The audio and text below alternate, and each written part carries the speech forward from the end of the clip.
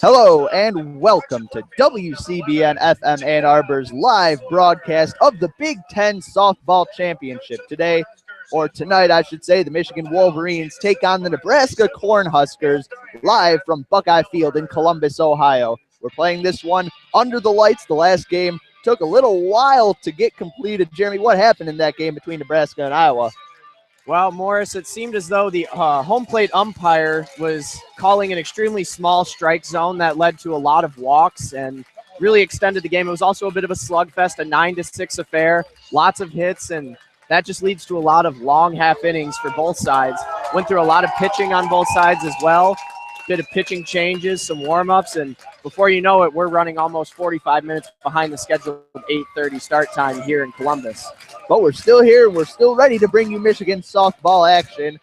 On the bump for the Wolverines today, left-handed pitching senior Haley Wagner. Megan Betza pitched a gem earlier against the Northwestern Wildcats, shutting them down through 5 innings of work, and now Wagner looking to repeat that performance. But first, the Wolverines, the visiting team, will have to bat against right-handed pitcher for the Huskers, Kaylin Jablonski. Jeremy, what do you expect out of this Wolverines lineup against Jablonski today? Well, not a whole lot of stats on Jablonski as far as she goes this season. She has a 7.6 win-loss record. She's only appeared in 21 games, coming in with an ERA just north of 5 at 5.13.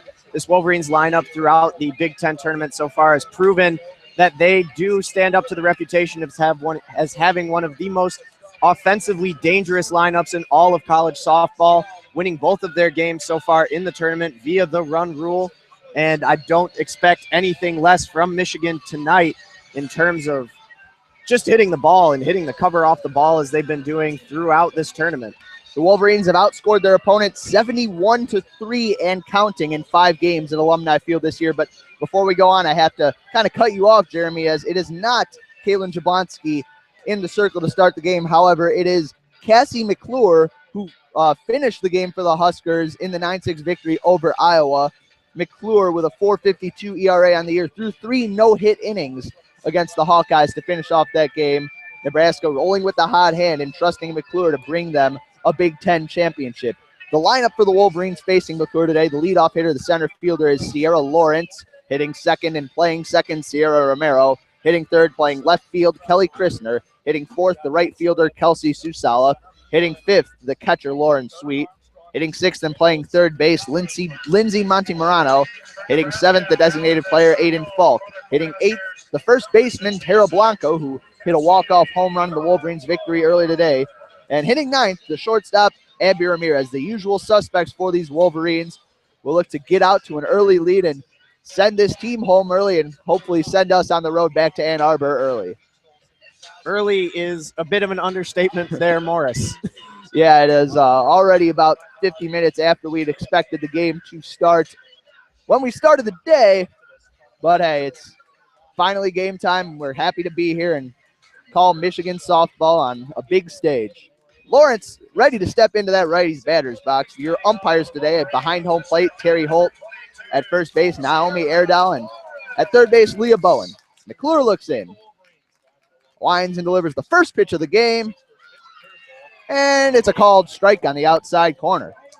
Lawrence coming into this game hitting .378 on the season, has played in all 56 games for the Wolverines, and she's really a workhorse in the leadoff position and a great place setter for the Wolverines, getting on base early and creating run opportunities. McClure winds. The 0-1 pitch misses high with the fastball on Lawrence to count even at 1-1. Tried to climb the ladder there, did McClure, and Lawrence was not biting. The outfield has Lawrence shaded deep. The infield also playing back on the speedy center fielder. The American flag and center field not moving at all. Not a windy day anymore. The 1-1 pitch to Lawrence misses off the plate outside. The count now 2-1. McClure came in relief in that last game for the Cornhuskers and really performed well, pitched 3 strong innings for them. And as you said, she's the hot hand coming into this game for Nebraska, looking for its first ever Big Ten tournament championship. McClure winds. The 2-1 pitch, breaking ball in the dirt, swing and a miss by Sierra Lawrence. That one sort of just fell out of the bottom of the zone there. The floor dropped underneath it, and Lawrence was just as fooled as everybody else in the stadium. Big cut and a big miss. The count now 2-2 on number 22, Sierra Lawrence. McClure looks in. She winds. The 2-2 pitch just off the outside corner for ball 3. That was a close one. Maybe too close to take with a 2-strike count, but now it's full on Sierra Lawrence. And the small Nebraska contingency here behind their dugout on the first base side really wanted that pitch there, but home plate umpire today, Terry Holt, saying no and running the count full. McClure winds. The payoff pitch to Lawrence. Swing and a drive into left field, but that one is going to be caught by Gina Metzler. Couple steps in front of the warning track. Looked like Lawrence got a lot of that ball, but didn't find the right place in the outfield. Metzler settled under it. 1 up, 1 down, and that brings up Romero. That was solid contact for Lawrence. She's going to pass on a little advice here to Sierra Romero, who is waiting in the batter's box now. Romero has been a hot hand in the lineup for the Wolverines. 2 home runs in the last 2 games she has played. Lawrence exchanged some words with Romero before getting into that batter's box. McClure winds. The first pitch to Romero. Fastball misses low for ball 1. Sierra Romero having herself a year, batting .475 coming into today's game, has also played in all 56 of the Wolverines games with 19 home runs and 71 RBI. Over the course of this tournament, she's retaken the team home run lead over teammate Kelly Christner. The 1-0 pitch, called strike on the outside corner. Terry Holt loudly proclaims that one found the outside edge.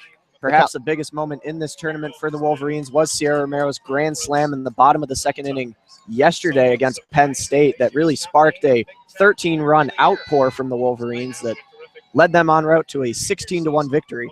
The 1-1 pitch is swung and grounded. 1 hop to third. Nightingale throws across the diamond to Fowler. 2 up, 2 down for the Wolverines here in the top half of the first inning. Romero hit that one pretty hard, but Knighton was there and made the routine play. See the Wolverines, the first 2 Wolverines here, both Lawrence and Romero making solid contact off of some of the pitches that McClure has been offering.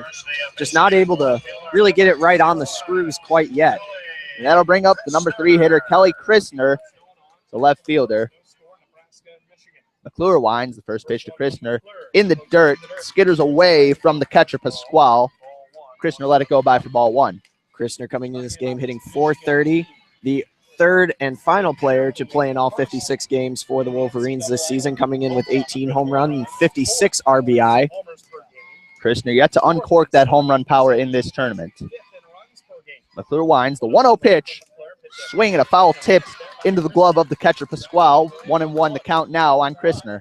Pasquale's been doing very well, Pasquale has been doing very well early calling the pitches, and McClure has been doing very well changing the eye levels of these Wolverine hitters early, making sure they don't get too comfortable with any single pitch. Most of the balls have been down in the zone, not letting the Wolverines swing at elevated pitches. The 1-1 pitch misses off the plate outside with the fastball. The count now 2-1 on Christner. Pasquale held that one for an extra beat behind the plate, but again, home plate umpire Terry Holt waving it off as a ball. Nobody on, 2 outs. We are in the top of the first inning. Top of the first inning, the Wolverines still in a scoreless tie with the Huskers. McClure winds. The 2-1 pitch. Christner squares the bunt, fouls it off of the catcher Pasquale. The count now 2-2.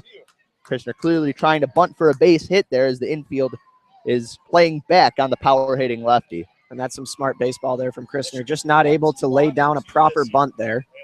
Got a little bit too on top of it. 2-2, the count with 2 outs here in the first inning on Kelly Christner. Going to have to adopt a defensive approach. McClure winds. The 2-2 pitch. Swing and a foul ball back to the screen. Just fighting off that pitch, though, is tailing down and away from her. The count remains at 2-2. That defensive mindset for Christner going to keep her alive at 2-2 here. Still a packed house here at Buckeye Field, and still majority Michigan fans out here. McClure looks in, gets the sign from her catcher Pasquale winds. The 2-2 pitch, swing and a tapper foul down the third base line. Knighton ranges over and fields it, but nothing doing there, and the count's still 2-2. Christner's fouled off a couple 2-strike pitches here. Just got the slightest piece of it off the tip of the bat there, and Christner's staying alive yet again, and McClure's looking to put her down and end this top of the first inning without any harm done. McClure winds, delivers. The 2-2 pitch, swing and a ground ball foul. This one down the first base line. Off-speed pitch that Christner was way out in front of, but managed to get the barrel of the bat on it and keep her at bat alive. Christner giving McClure some troubles here early. if nothing else, she's working that pitch count nice and early here, trying to get the arm of McClure tired, as it's already late and McClure's already pitched 3 innings not more than an hour ago. McClure trying to put Christner away. Wines, the 2-2 pitch. Just missed the inside corner for ball 3. Another very close pitch that goes in the Michigan Wolverines' favor. Terry Holt's been calling it very tightly on the inside part of the plate, regardless of what side the hitter is coming from thus far in the game. The count now is 3-2 on Christner. McClure looks in, Wines. The payoff pitch. Swinging a chopper right back to McClure on the mound. She fields, tosses over her first baseman Fowler, and that'll get Christner a 1-2-3 for the Wolverines leading off this game. The first inning has not been their forte in this tournament, and that will bring up the Huskers to face the lefty, Haley Wagner. What should we expect out of Wagner today, Jeremy? Well, Wagner has been one of the most dominant pitchers in Michigan softball history. However, this season she's taken a bit of a backseat to the even hotter Megan Betza, yet both of them still working with ERAs that are under 2, and both received all defensive team honors. Betza received Big Ten Pitcher of the Year, but that's no discredit to Wagner. She's no slouch coming into this game with a 1.74 ERA, 20-2 in the win-loss column, and she's thrown 12 complete games already this season, including a no-hitter on her birthday. The lineup Wagner will face, leading off and playing center field, Kiki Stokes. Hitting second and playing third base, MJ Knighton. Hitting third, the shortstop, Alicia Armstrong. Hitting fourth, the catcher, Steph Pasquale. Hitting fifth, the right fielder, Kylie Muir. Hitting sixth, the designated player, Cassie McClure, who is actually the pitcher right now, as we know. Hitting seventh, the first baseman, Maddie Fowler. Hitting eighth, someone who is probably a designated player, listed as the pitcher in our lineup, but Kaylin Jablonski. Hitting ninth, the second baseman, Laura Barrow, and the designated, fielder playing left field for the Huskers is Gina Metzler. And one of the things about Haley Wagner here, she doesn't necessarily feature the same heat that Megan Betza brings to the table, relies a lot more on her pinpoint accuracy and placement, works a lot more with her off-speed pitches than does Betza, but nonetheless is deadly accurate with those pitches, and you do not want to be a hitter with her facing you down the crosshairs. More of a contact pitcher. She has only walked 19 batters in 133 innings pitched. That is a minuscule rate compared to most of the pitchers we have seen across the softball landscape. A pitcher with masterful command of the strike zone, looking to carry that kind of command into today's game against Nebraska. And hitters only coming up with a meager 209 average against Wagner. Hits have been few and far between for hitters when they come up against Haley Wagner so far this season.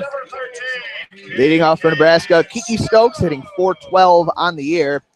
Hit a home run to lead off the game against Iowa in the previous game. The first pitch from Wagner just misses off the outside corner for ball 1. Look for Haley Wagner to work the outside parts of the plate and avoid hitting anything over the center. We saw in this last game for the Cornhuskers against Iowa that they are capable of hitting the ball just as well as anyone. The 1-0 pitch misses high with the fastball there. The count now 2-0 on the leadoff hitter Stokes. The first inning was the forte for the Cornhuskers in the last game, dropping a 4 spot on the Hawkeyes early, including 3 home runs in the first 4 hitters. Wagner looks in, winds the 2-0 pitch, swing and a miss, big swing. Coming up with nothing but air on a fastball up in the zone. The count now 2-1 on Kiki Stokes. Stokes, if she gets on base, a big-time threat to steal. She has stolen 17 bases in 18 attempts on the year. Wagner winds the 2-1 pitch. Misses high with the fastball. The count now 3-1 on Stokes. Wagner's going to have to come back with something relatively decent here. Not necessarily what you want to have to do against a good hitter like Kiki Stokes, hitting .412 on the season with a .715 slugging percentage. Wagner winds the 3-1 pitch, swing and a foul right back to the screen in front of us. The count now full. Stokes, a consummate leadoff hitter, not only near the top of her team in batting average, but also leading the team in walks and getting hit by pitch. Her on-base percentage, .537 on the year. Wagner with a full count pitching to Stokes. Gets her sign, winds, and delivers. Swinging a foul right back to the screen. Stokes barely caught a piece of that one up in the zone, but managed to make enough contact to keep the at-bat alive. Two good pitches in a row from Haley Wagner, coming back towards the outside and then moving it back in a little bit on Kiki Stokes, changing that eye level, not letting her think that she knows what's coming, and Stokes lucky to foul those off and stay alive. Wagner winds the 3-2 pitch, swing and a miss on a fastball up in the zone. Stokes goes down on strikes, 1 up, 1 down for Michigan's senior lefty on the rubber. And that pitch had just a little bit of rise on it, it appeared, for Haley Wagner, coming up just a touch and enough to fool Stokes into taking a big cut and a big miss. And she heads back to the dugout disappointed with the first out of the game for Haley Wagner. That brings up the righty MJ Knighton. The first pitch from Wagner, swinging a foul back to the screen. Ricochets back out onto the field. The count now 0-1 on Knighton. Knighton also hit a home run in that first inning for the Cornhuskers in their last game against Iowa. Wagner winds the 0-1 pitch. Breaking ball misses low in the dirt, gets by Sweet. Knighton lets it go by. The count now even at 1-1. And Knighton, the best hitter average-wise for the Cornhuskers, coming in hitting .424, has played in all 54 of their games with 8 home runs and 57 RBIs.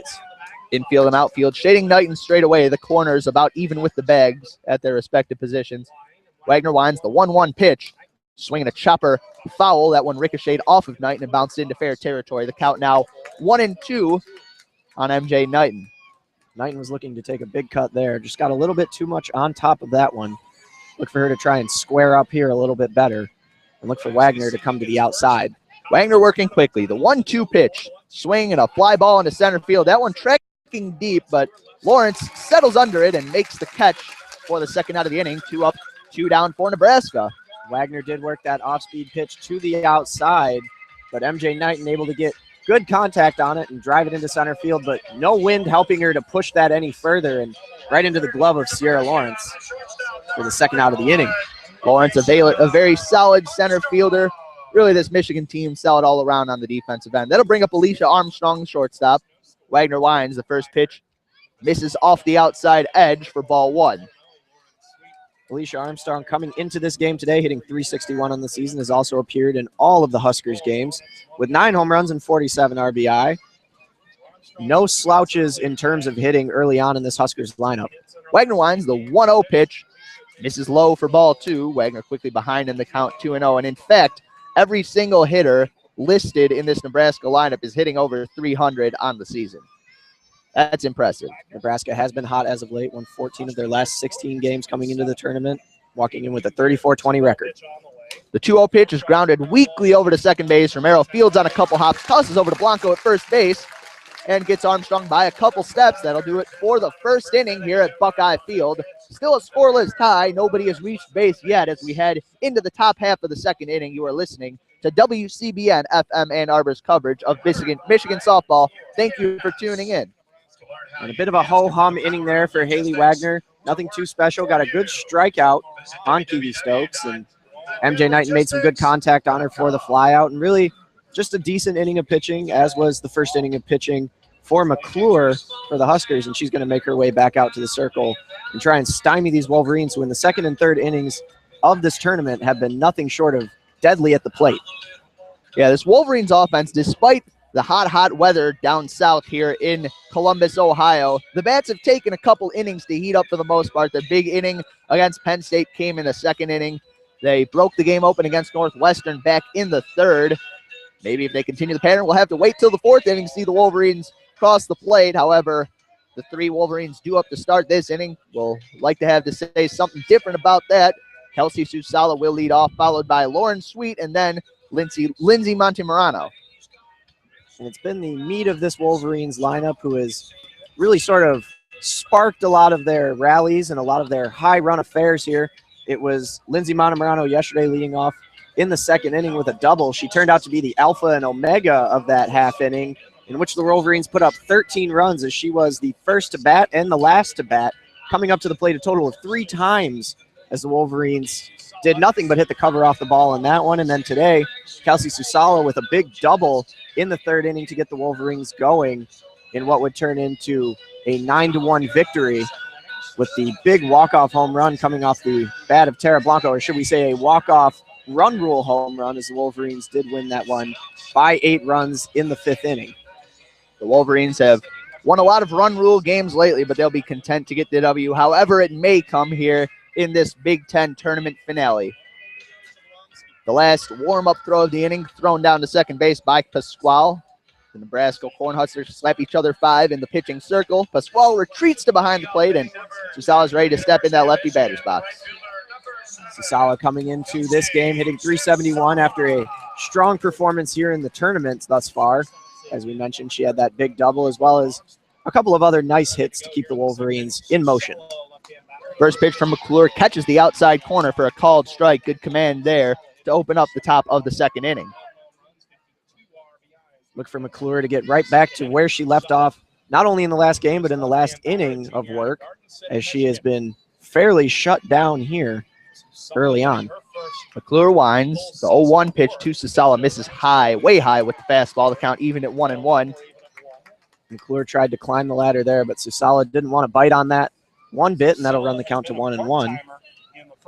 Susala did have a double down the right field line as part of Michigan's offensive explosions in the 3rd and 4th inning last game.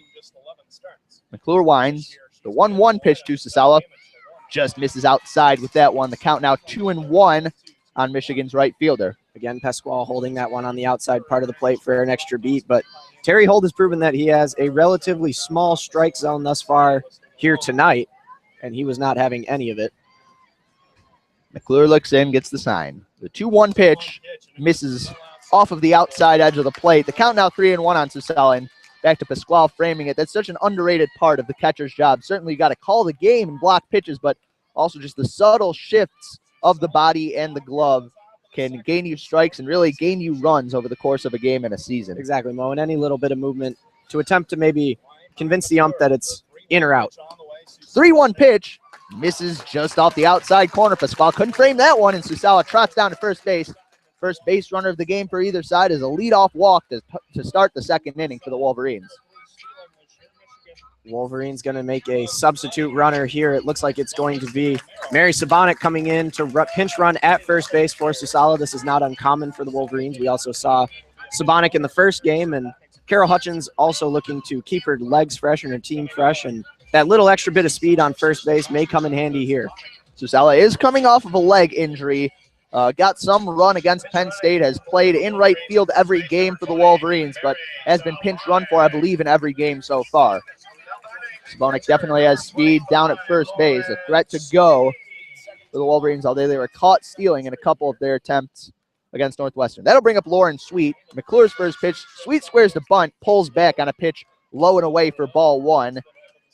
Sabonik not going anywhere on that pitch. The count now 1-0 on the catcher, Sweet. Sabonik did take a few steps off of first base, maybe just testing Pasquale, see how quickly she can get out of her crouch. Be interesting to see if she decides to take off at any point during Sweet's at bat here. Infield in, expecting the bunt. The 1-0 pitch now to Lauren Sweet. She squares the bunt, puts it down right in front of the plate. The catcher, Pasquale, out to field it. Nobody's covering first base. And it's going to be a bunt base hit, a defensive miscue for the Huskers. And now 2 on and no out for the Wolverines. I think that the second baseman, Barrow, might have been tracking towards second base to keep track of the runner, Sabonik.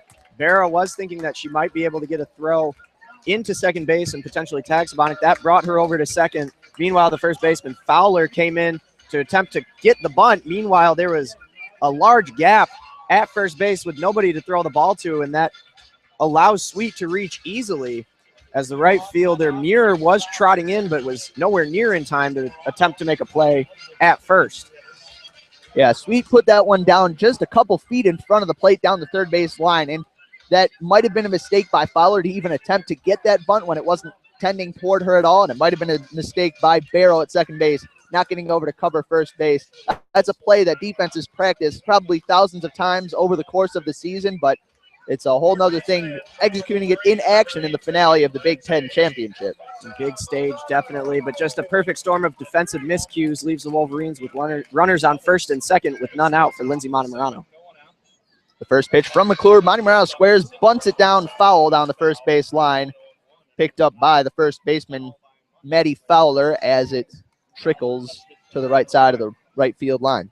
We have seen this early on in all of Michigan's games so far in the series. Coach Carol Hutchins opting to play a little bit of small ball, maybe try and advance the runners off of some of these bunts as opposed to swinging freely and seeing how that goes. And she is setting the table for the bottom of the Michigan lineup, but the bottom of the lineup has been just as potent as the top in this tournament. The 0-1 pitch from McClure. Monty Morano squares to bunt and fouls it off of the catcher, Pasquale. The count now 0-2. Monty Morano fails to execute, and now with an 0-2 count, we'll have to shorten up the swing and try to poke it in the outfield somewhere. Monty Morano, the lowest Wolverine average coming into this game at 252, yet she still got a fair share of hits at 26. Coming into the game with 3 home runs as well and 18 RBIs. There is a little bit of pop in her bat. 0-2 count on Monty Morano. McClure comes set, delivers the 0-2 pitch, swinging a pop-up down the right field line. That one hooking, and it will fall in foul territory beyond the range of the right fielder, Kylie Muir. The count still 0-2 on the third baseman, Lindsay Monty Morano. Not necessarily a defensive swing, but Monty Morano not quite able to get on top of that one, and just a little bit early on it and pokes it opposite field down the first base line. Count still 0-2 on her, though. Good job protecting that outside edge of the zone. You never know how the umps are going to call it. The count 0-2 again. Winds and delivers, line drive. Fair ball down the third base line. That one's going to go into the corner. Scoring from second base is Sabonik. Stopping at second base is the runner on first base, Lauren Sweet. It'll be a hard hit single down the left field line. RBI for Lindsay Monty Morano. Wolverines still threatening with 2 on and no out here in the top of the second inning. That one just barely squeaking by the third base bag there, as third base umpire Leah Bowen says that it was in fact a fair ball, but good effort there in left field from Metzler for the Cornhuskers to get to it as quickly as she did and prevent any runners from advancing to third. It appeared as though Monty Morano was ready to go to second as she rounded first, but was held up. That'll bring up the designated player, Aiden Falk, and with runners on first and second, I would expect another sacrifice bunt attempt. And that ball looked like it might have landed foul, but also might have ricocheted off the glove of the third baseman, Knighton. McClure winds the first pitch to Falk. She squares the bunt, tries to lay it down, taps it foul. So 3 straight foul sacrifice bunt attempts for the Wolverines. Hasn't come back to bite them yet. Aiden Falk coming into this game hitting .327. She's appeared in 48 games. Had 113 at-bats, and she's coming into this one with 7 home runs and 33 RBI. Falk with a 3-run homer in the Penn State game. A couple of hits in the last Northwestern game as well. McClure winds the 0-1 pitch. Falk swinging away, swings and misses at a fastball high out of the zone. 0-2 on McClure. One of the things about this Michigan lineup is, you know, the hits just keep on coming regardless of who's at the plate. Every hitter is dangerous on this team, all the way down to Abby Ramirez in the 9-hole, whom nobody really thought had a lot of power, and she came back late in the season with a couple back-to-back home runs and just kind of surprised everybody with the fact that, hey, she can hit one out of the park just as well as every other hitter in the Wolverines lineup. Falk, a brief conference with her third base coach, Carol Hutchins, perhaps getting reprimanded for not putting down the bunt on the 0-1 count. Perhaps an entirely different message. The count now 0-2. McClure winds and delivers. The 0-2 pitch misses off the plate outside for ball 1. Regardless of what that message was, Coach Carol Hutchins, one of the most intimidating figures you will see in softball and in sports in general, but famous coach in her 31st season with the Wolverines, just a history of success, and has built this program up to be what is right now ranked the 3rd best team in the country. McClure winds the 1-2 pitch off speed in the dirt. Good block by Pasquale. Prevents the runners from advancing. The count now 2-2. And Coach Hutch, an intense coach, but also as a soft side. We saw her from the stands taking pictures with some adoring fans as she was up in the stands between the games during the Nebraska-Iowa affair. Earlier in the afternoon, we also saw Haley Wagner give her a nice back massage and just get her a little bit more relaxed in that earlier game. The 2-2 pitch from McClure, swinging a line drive, foul down the left field line. That one over the fence and out of play. The count remains at 2-2 on the designated player, Aiden Falk. Falk working defensively here. Working really well defensively, though, fighting off anything close to her, as she needs to do with 2 strikes on her. Falk also served some time as the backup catcher for the Wolverines. McClure winds the 2-2 pitch, swinging a fisted ground ball over to first base, fielded by Fowler. She will tag Falk as Falk streaks down the line. The runners move over to second, third, so Falk could not lay down the sacrifice bunt, but gets that job done anyway. Now with runners on second and third, Tara Blanca will step into that righty's batter's box. Might not have been what she intended to do, Falk, but nonetheless, she did advance the runners, and that leaves the Wolverines with another scoring threat with runners on second and third with just 1 out. And that brings up another ever-dangerous bat in Tara Blanco. got some pop in her bat as well. 7 home runs, 43 RBIs. One of those home runs, the one that ended the first game this afternoon in a 9-1 victory. First pitch to Blanco, misses the zone low, and well, the last time she swung the bat in a game, she hit a home run to center. The confidence level's got to be high now for Blanco, who also homered in that Penn State game. Blanco hitting .283 on the season. When she hits it hard and she hits it far. McClure licks in. The 1-0 pitch to Tara Blanco. She takes low for ball 2. Abby Ramirez awaits on deck. She will be followed by the top of the Wolverines lineup in Sierra Lawrence. McClure's been struggling a bit here in the second inning. Gonna have a quick word with her third baseman, MJ Knighton. Perhaps some kind words of just calm down, play a little pitch and catch there with Pasquale. Michigan threatening here in the top half of the second. Already have pushed 1 run across. McClure takes her place on the rubber. Winds the 2-0 pitch. Called strike at the knees on the outside corner. Good location by the pitcher, McClure. Good comeback pitch for McClure to get herself back into this count 2-1 as opposed to falling down 3-0 after this inning. She seems to have had a little bit of trouble finding the strike zone, and when she has found the strike zone, she's given up a few good ones to slap. The count 2-1. The pitch. Off-speed pitch called strike on the outside corner. Good job by McClure to come back from 2-0. The count now 2-2 on Tara Blanco, who at some point will probably need to lift that bat off her right shoulder. And that's the kind of pitch there that only works if you're going to really throw the batter off guard. Blanco not expecting that little lob pitch in there one bit, and that's part of the reason that that bat did not leave her shoulder. The 2-2 pitch to Blanco. Swinging a foul ball, I believe. No, it was a swing and a miss. Nope. It was a foul ball. My mistake. Blanco looked a bit dejected as she walked away.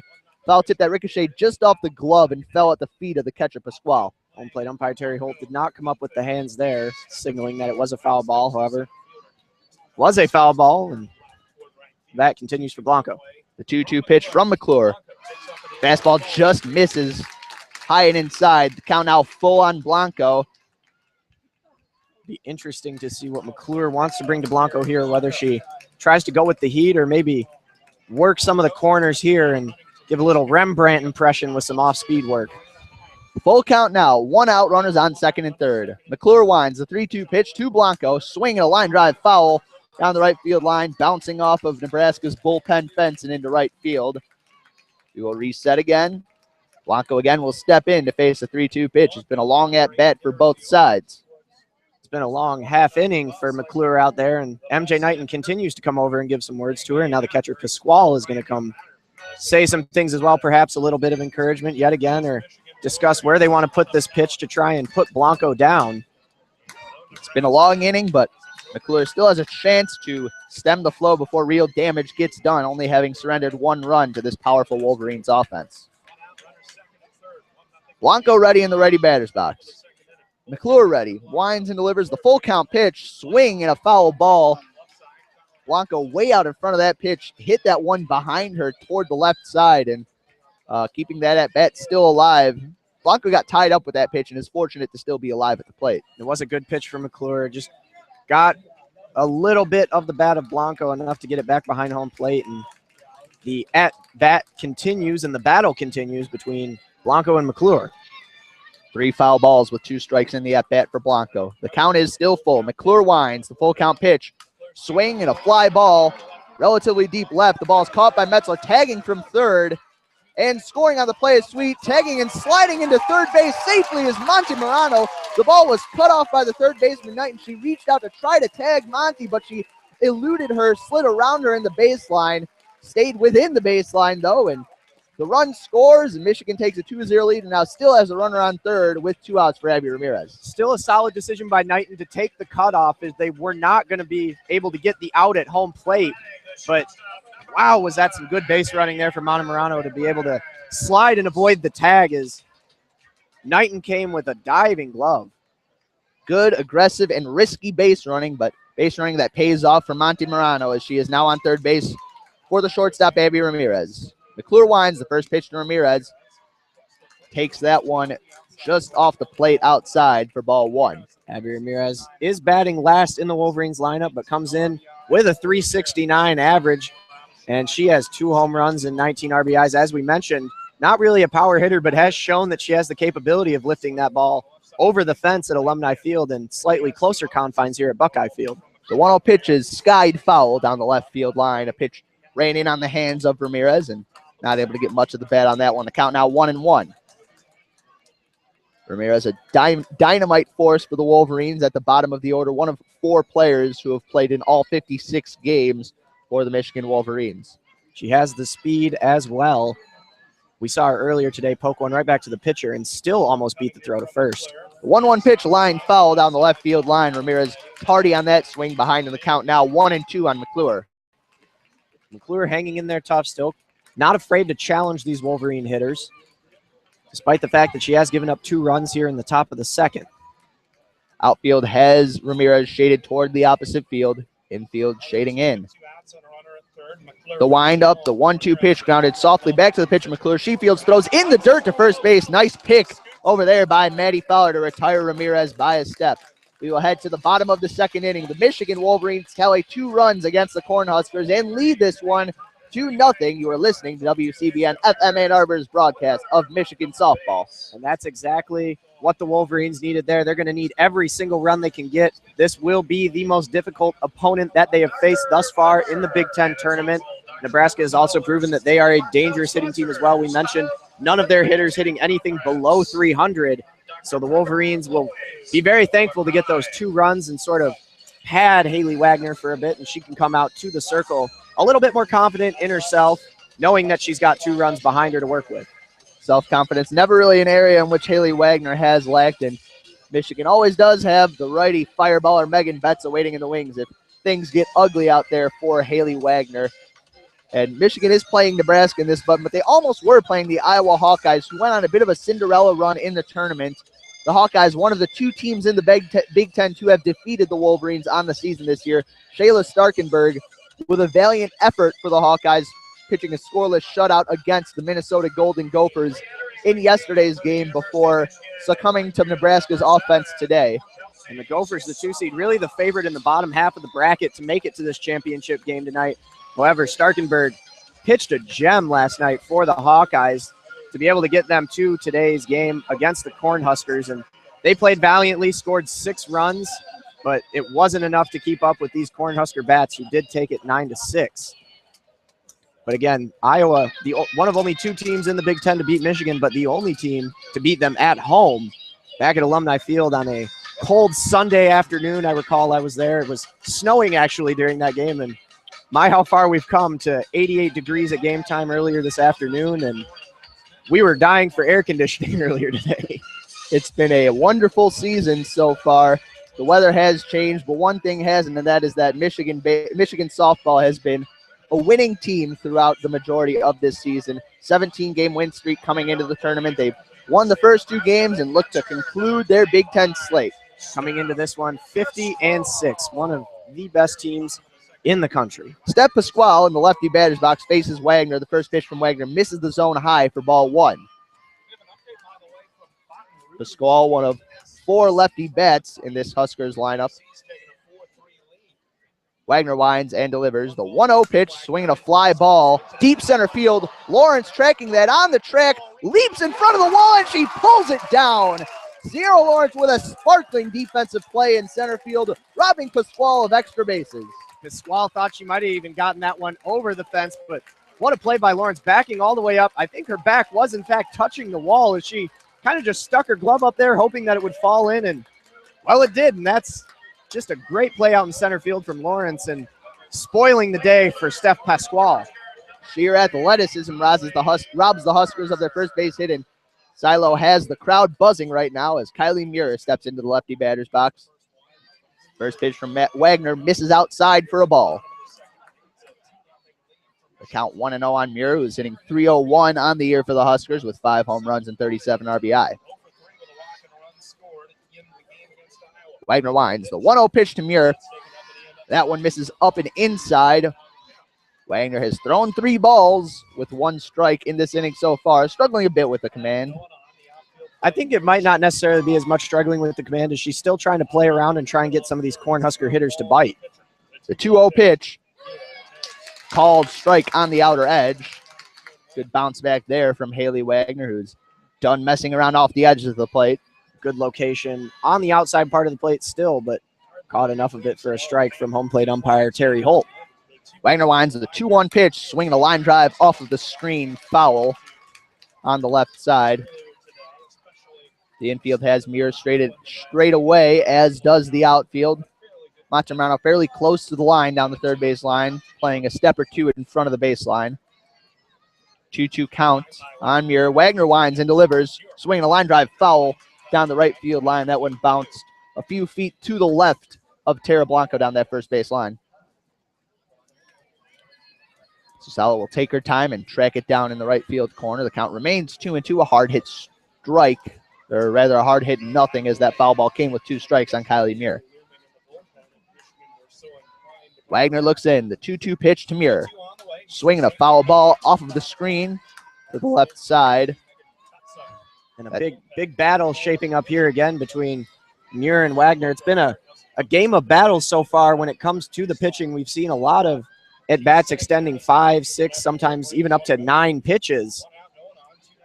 Wagner winds the 2-2 pitch.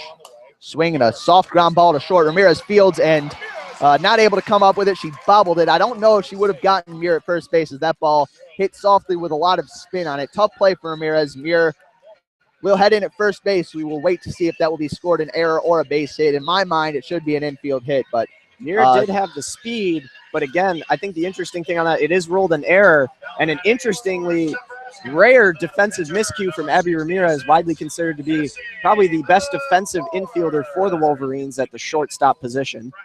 Cassie McClure steps into the righty batter's box, swings at the first pitch, bloops it into shallow left field. Ramirez backtracking will make the catch a few steps onto the grass behind short.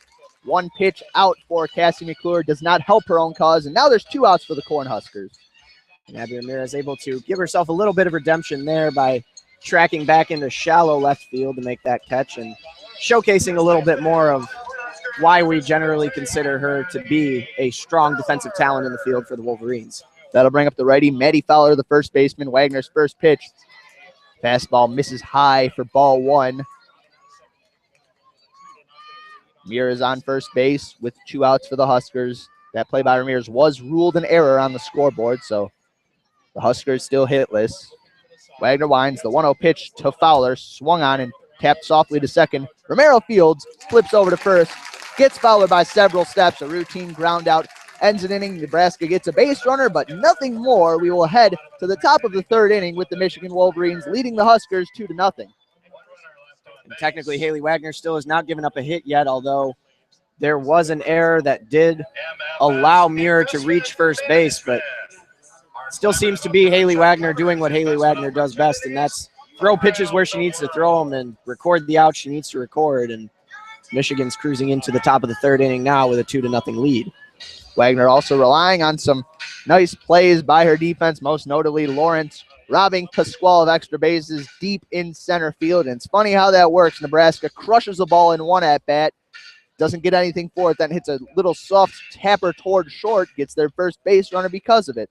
Baseball's a funny game, and sometimes it's better to be lucky than good. Michigan, however, has been both over the course of this tournament. Looks as though there is going to be a pitching change for the Cornhuskers as they send number 12 to the circle. Kaylin Jablonski, who was supposed to be the starting pitcher according to our stat sheet prior to game time tonight. And after McClure pitched 3 innings in the previous game, perhaps that arm getting a little tired after a long top of the 2nd inning in the last at-bat for the Wolverines. And that will send her to the circle and see if Jablonski can hold this 2-0 deficit for the Huskers and allow her batters to attempt to get them back into this game. McClure most likely will assume a designated player right now, still staying in the lineup for the Huskers. Jablonski, 5.13 ERA on the year, 7-6 record. She has walked 61 and struck out 46 in 75 innings pitched. And not only has McClure thrown 5 innings for the Huskers, but she also had to endure a bit of a break between games. And, you know, it's sometimes tough to keep the arm warm during that time. Maybe you have to throw some more warm-up pitches than you normally would. And maybe you just have to get restarted on a kind of cool arm. And regardless, McClure is out of the game She gave up 2 runs over 2 innings to this Wolverines lineup, and Jablonski going to make her best shot against the top of the order as Sierra Lawrence will lead off the third for the Wolverines. Speaking of cool on the circle, becoming a bit of a cooler night here in Columbus. The slight breeze starting to roll in, very much in contrast to the dead heat that it's been all day here. Still no wind out in center field, according to our friend the American flag, but nonetheless, Lawrence to the box. Jablonski on the rubber. Her first pitch of the game is to Lawrence, and it is a called strike on the outside corner at the knees. Good location on the fastball there by the righty Jablonski. And as we mentioned, Jablonski coming in with a 5.13 ERA, one of the lower opponent averages we've seen for the Wolverines hitters so far this season, only hitting .266 against Jablonski, our opponents. The 0-1 pitch misses the zone low for ball one. The count now even on Lawrence. The first baseman Fowler shading in and now taking some steps back, playing well off the line at first base. Knight and the third baseman also several steps off the third base line. The 1-1 pitch from Jablonski. Slider catches the inside corner for strike 2. Good pitch there. Backed Lawrence out of the zone, but still caught the inside edge. Good location early on here from Jablonski in the first throws of her outing in the circle today. See if she can continue that against this dangerous Wolverines lineup. The 1-2 pitch to Lawrence misses in the dirt. Good stop there by the catcher Pasquale. Lawrence let it go by for ball 2. Sarah Lawrence hasn't really been very strong in the hitting department in the tournament thus far. She has been plunked twice.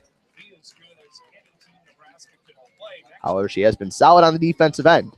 Jablonski winds the 2-2 pitch, swinging a little looper into right field. That one is going to settle into the glove of the right fielder, Kylie Muir, tracking that one as it tailed toward the right field line. 1 up, 1 down for the Wolverines in the third. Just a little bit too much hang time on that one from Lawrence. She's going to talk to Sierra Romero yet again.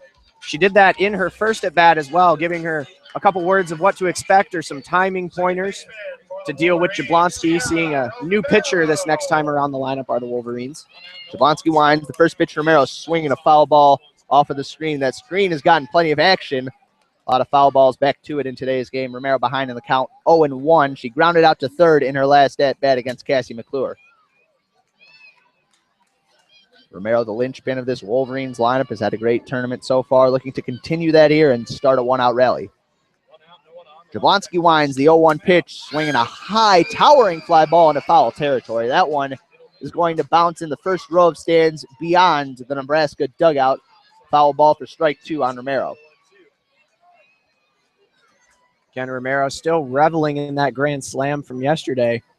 Plunked it off the scoreboard out in right center field. She has shown that she is one of the most dangerous hitters in college softball today. Jablonski winds. The 0-2 pitch. Off-speed pitch just misses the zone above the belt of Sierra Romero. The count now 1-2 on the powerful second baseman for the Wolverines. Again, Pasquale holding that one for an extra beat and looking for the call again from Terry Holt. It hasn't really worked very well for her tonight, but she continues to make the effort to no avail. Infield and outfield shaded deep and straight away. The 1-2 pitch is swung and looped down the right field line. The first baseman Fowler tracking that one, but it lands it safely in the bullpen of the Nebraska Cornhuskers. Foul ball. The count remains 1-2 on Romero. Good defensive swing to keep the at-bat alive. Just reached out with her left hand and flicked that one in foul ground, not taking her chances with a ball that was near the outside corner. Look for Jablonski to work somewhere around the edges here with the 1-2 count. 1-2 pitch. Romero swings and golfs it high into center field. Not too deep. The center fielder Stokes settles under that and makes the catch in center field. 2 up, 2 down for the Wolverines. Romero hit that ball a ton, but it went more high than it did far, and Stokes able to settle under for the second out of the inning. Morris, that one looked a lot like our golf shots today down at the driving range. Really getting under them, but they don't really go as far as you think they do once you hit them. Bit of a moonshot. Jeremy and I did stay at a Holiday Inn Express last night, but had a lot of time to kill before the first game. Went to the driving range, practiced our swings, and the Wolverine swings have looked better today. Jablonski winds the first pitch to Christner. Fastball called strike on the outside corner. Good location there. Christner grounded out in her first at bat. Hasn't had a great series power-wise so far for the Wolverines on this weekend. Jablonski winds. The 0-1 pitch. Fastball looked to be about the same spot, but missed the zone that time. The count even at 1-1 on Kelly Christner. Jablonski trying to work some off-speed stuff on the outside part of the plate there. Still tending to work towards the outer edges of the zone. Not really testing these Wolverine hitters inside so far as Jablonski, but at some point or another, she is going to have to come back inside, it appears. 1-1 count on Christner. Jablonski delivers. Christner swings and lofts one into shallow right field. In under it to make the catches, the right fielder, Kylie Muir. And a 1-2-3 inning for the Wolverines in the top of the third leaves us with a 2-0 Wolverines lead heading into the bottom half of the third inning. You are listening, I'll remind you again, to WCBN FM Ann Arbor's broadcast of Michigan softball. Thank you so much for tuning in. Between innings, it looks as though the Michigan bench will head out to left field, run out, touch the wall, do a little bit of stretching between innings. Every softball team has their own little idiosyncrasies. The Wolverines do many dances before the game in front of the crowd, including, but not limited to, the stanky leg. Some of their players between innings will go out and try to fire up the crowd, making them do the wave between innings. But we saw something a bit peculiar on the Nebraska bench during that Iowa game. Can you describe what we saw, Jeremy? Well, it appeared as though they had brought some funny toys to play with in the dugout. I saw a pink cowboy hat. It appeared as though there were some funny Captain America masks and just something to distract the pitchers, I suppose, or maybe just give moral support to the other team. Sort of reminiscent of Arizona State's curtain of distraction that they have for their basketball team, in which they like to roll a curtain out before the opposing team makes free throws and perform funny skits. Anything to distract your opponent, and that can play to an advantage for you. And it appears as though that's what they wanted to do with their pink hats and their inflatable toys there. In addition to all that, I think I saw a girl with a Luigi hat, Luigi from the video games, and a fake mustache. Anything to keep the game fun and maybe subtract from all the tension that surrounds such high-profile matchups between a couple of college heavyweights here. Well, they might have inflatable toys and funny hats, but they can't drop the nay-nay like this Michigan team can, Morris. This Michigan program has its share of gifted dancers. Their gifts extend beyond their exploits on the softball diamond. Wagner back on the bump for the third inning for the Wolverines. She has yet to surrender a hit through the first two innings. The lone base runner for the Huskers coming on the Ramirez error. It'll be Jablonski batting eighth, followed by Laura Barrow, and then Kiki Stokes, the top of the order, will hit third in this inning. Jablonski in the righty batter's box. Wagner winds and delivers. Her first pitch misses in the dirt for ball one. Jablonski is the pitcher, but she's a capable hitter as well, hitting .308 coming into this game. Hasn't appeared in as many games, 36 appearances with 1 home run and 11 RBI. Not a power hitter, but better known for her infield hits. The 1-0 pitch grounded softly to the left side. Ramirez ranges in the hole, throws across the diamond, and she got her. Nice throw against her momentum across the diamond. Great play by Abby Ramirez. 1 up, 1 down for the Huskers here in the bottom of the third. And that was almost another one of those Kaylin Jablonski infield hits, but Abby Ramirez decided to channel her inner Derek Jeter there and make the cross-body throw over to first to get her by half a step. Jeremy, if we're referencing shortstops, I think we could do better defensively than Derek Jeter. The first pitch to the lefty, Laura Barrow, is a called strike on the inside corner. Derek Jeter, famed for his highlight plays, but also much maligned among the baseball analytical community for his lack of range. Oh, you got to love the captain, though. The 0-1 pitch from Wagner, swinging a soft ground ball to the left side. Ramirez ranges deep in the hole, throws across the diamond, and she got her by a half step. Ramirez showing off the arm in this inning. 2 up, 2 down. Abby Ramirez with some pretty stuff from that hole on the left side. All right, we'll go with Jose Iglesias this time with there the you range. go. It's short. Did that please you that time, Mo? Yeah, she wears the same number 1, and showcasing that same type of range and arm. That'll bring up Kiki Stokes. The first pitch from Wagner, swinging a pop-up over to the left side. Ramirez ranging over in foul territory. She'll make the play. Abby Ramirez responsible for all 3 outs in that 1-2-3 inning for the Huskers. Everybody slaps her 5 as they head toward the dugout. We are through 3 quick ones here at Buckeye Field. Going to the top of the fourth with the Michigan Wolverines leading the Huskers 2-0 You're listening to WCBN FM Ann Arbor's broadcast of Michigan softball. Michigan with 2 runs on 2 hits and an error through 3 innings. The Huskers, no runs on no hits, and they have yet to record an error on the defensive end. And Abby Ramirez did sort of fumble that ground ball back in the second inning, but has redeemed herself since, especially in that last half inning there, making all 3 plays herself and 2 very nice defensive plays at short, making good throws across the field to get both of the hitters by about half a step. I guess you could say you can never rest on the arm of Ramirez out there at short. Waking up the Wolverines, waking up the crowd with some stellar plays deep in that hole. Looks like Haley Wagner is back to giving Coach Carol Hutchins back massages, as well as the entirety of the Michigan coaching staff, keeping everybody loose and giggling here. And what is appearing to be one of the biggest games of the season thus far for both teams, eager to get NCAA tournament berths. I think that was assistant coach Jennifer Brundage receiving therapeutical treatment there from Haley Wagner between innings. Leading off this inning for the Wolverines will be Kelsey Susala. She'll be followed by Lauren Sweet and then Lindsay Montemarano. That trio, the one that started Michigan's 2-run second inning, looking to do the same and stoke another rally here in the top half of the 4th. And again, like we mentioned, it's been the heart of the Wolverines lineup that has really been responsible for starting some of these big run innings for them, and Susala has been at the head of that group there with a couple big doubles, some singles. All over the board has been Susala, and she has proven to be really a good place setter for the Wolverines here. A little bit of fun between innings as they did a little bit of a fan cam, and a cameraman got pretty close up in the face of one of the kids, moving the camera in and out from his face. The kid had some screen time, but looked to be a little too timid to enjoy it. Buried his head in his father's lap, and the camera cut out shortly after that. Good analysis of the fan cam there, Morris. Some kids just aren't ready for the spotlight. Susala, however, is. Jablonski's first pitch to Kelsey Susala is swung on and grounded back up the middle. Couple hops right into the glove of the second baseman Barrow. She tosses over to first. 1 up, 1 down on 1 pitch for the Wolverines to start the 4th inning. Pretty uncharacteristic of the Wolverines. We've seen a lot of it tonight, swinging on early pitches.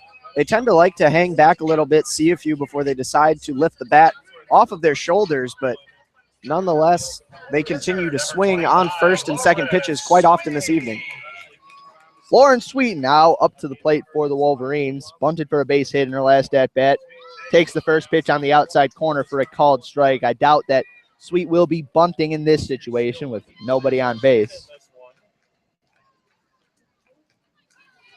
Jablonski Sweet did reach on that funny bunt with the defensive errors in her last at-bat. Jablonski checks her wristband, winds and delivers. The 0-1 pitch in there for a called strike 2. That one a bit lower on the outer edge at the knees. Jablonski quickly ahead in this at-bat. 0-2 the count on Lauren Sweet. Jablonski has been strong in the 1 1/3 that she's pitched so far after coming in for McClure in the top of the 3rd inning.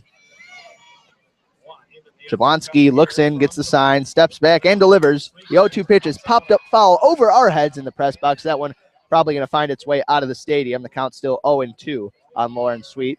Defensive swing there, but still able to foul it back and keep herself alive. Plate protection mode for Lauren Sweet now. Infield and outfield have Sweet shaded deep and straight away.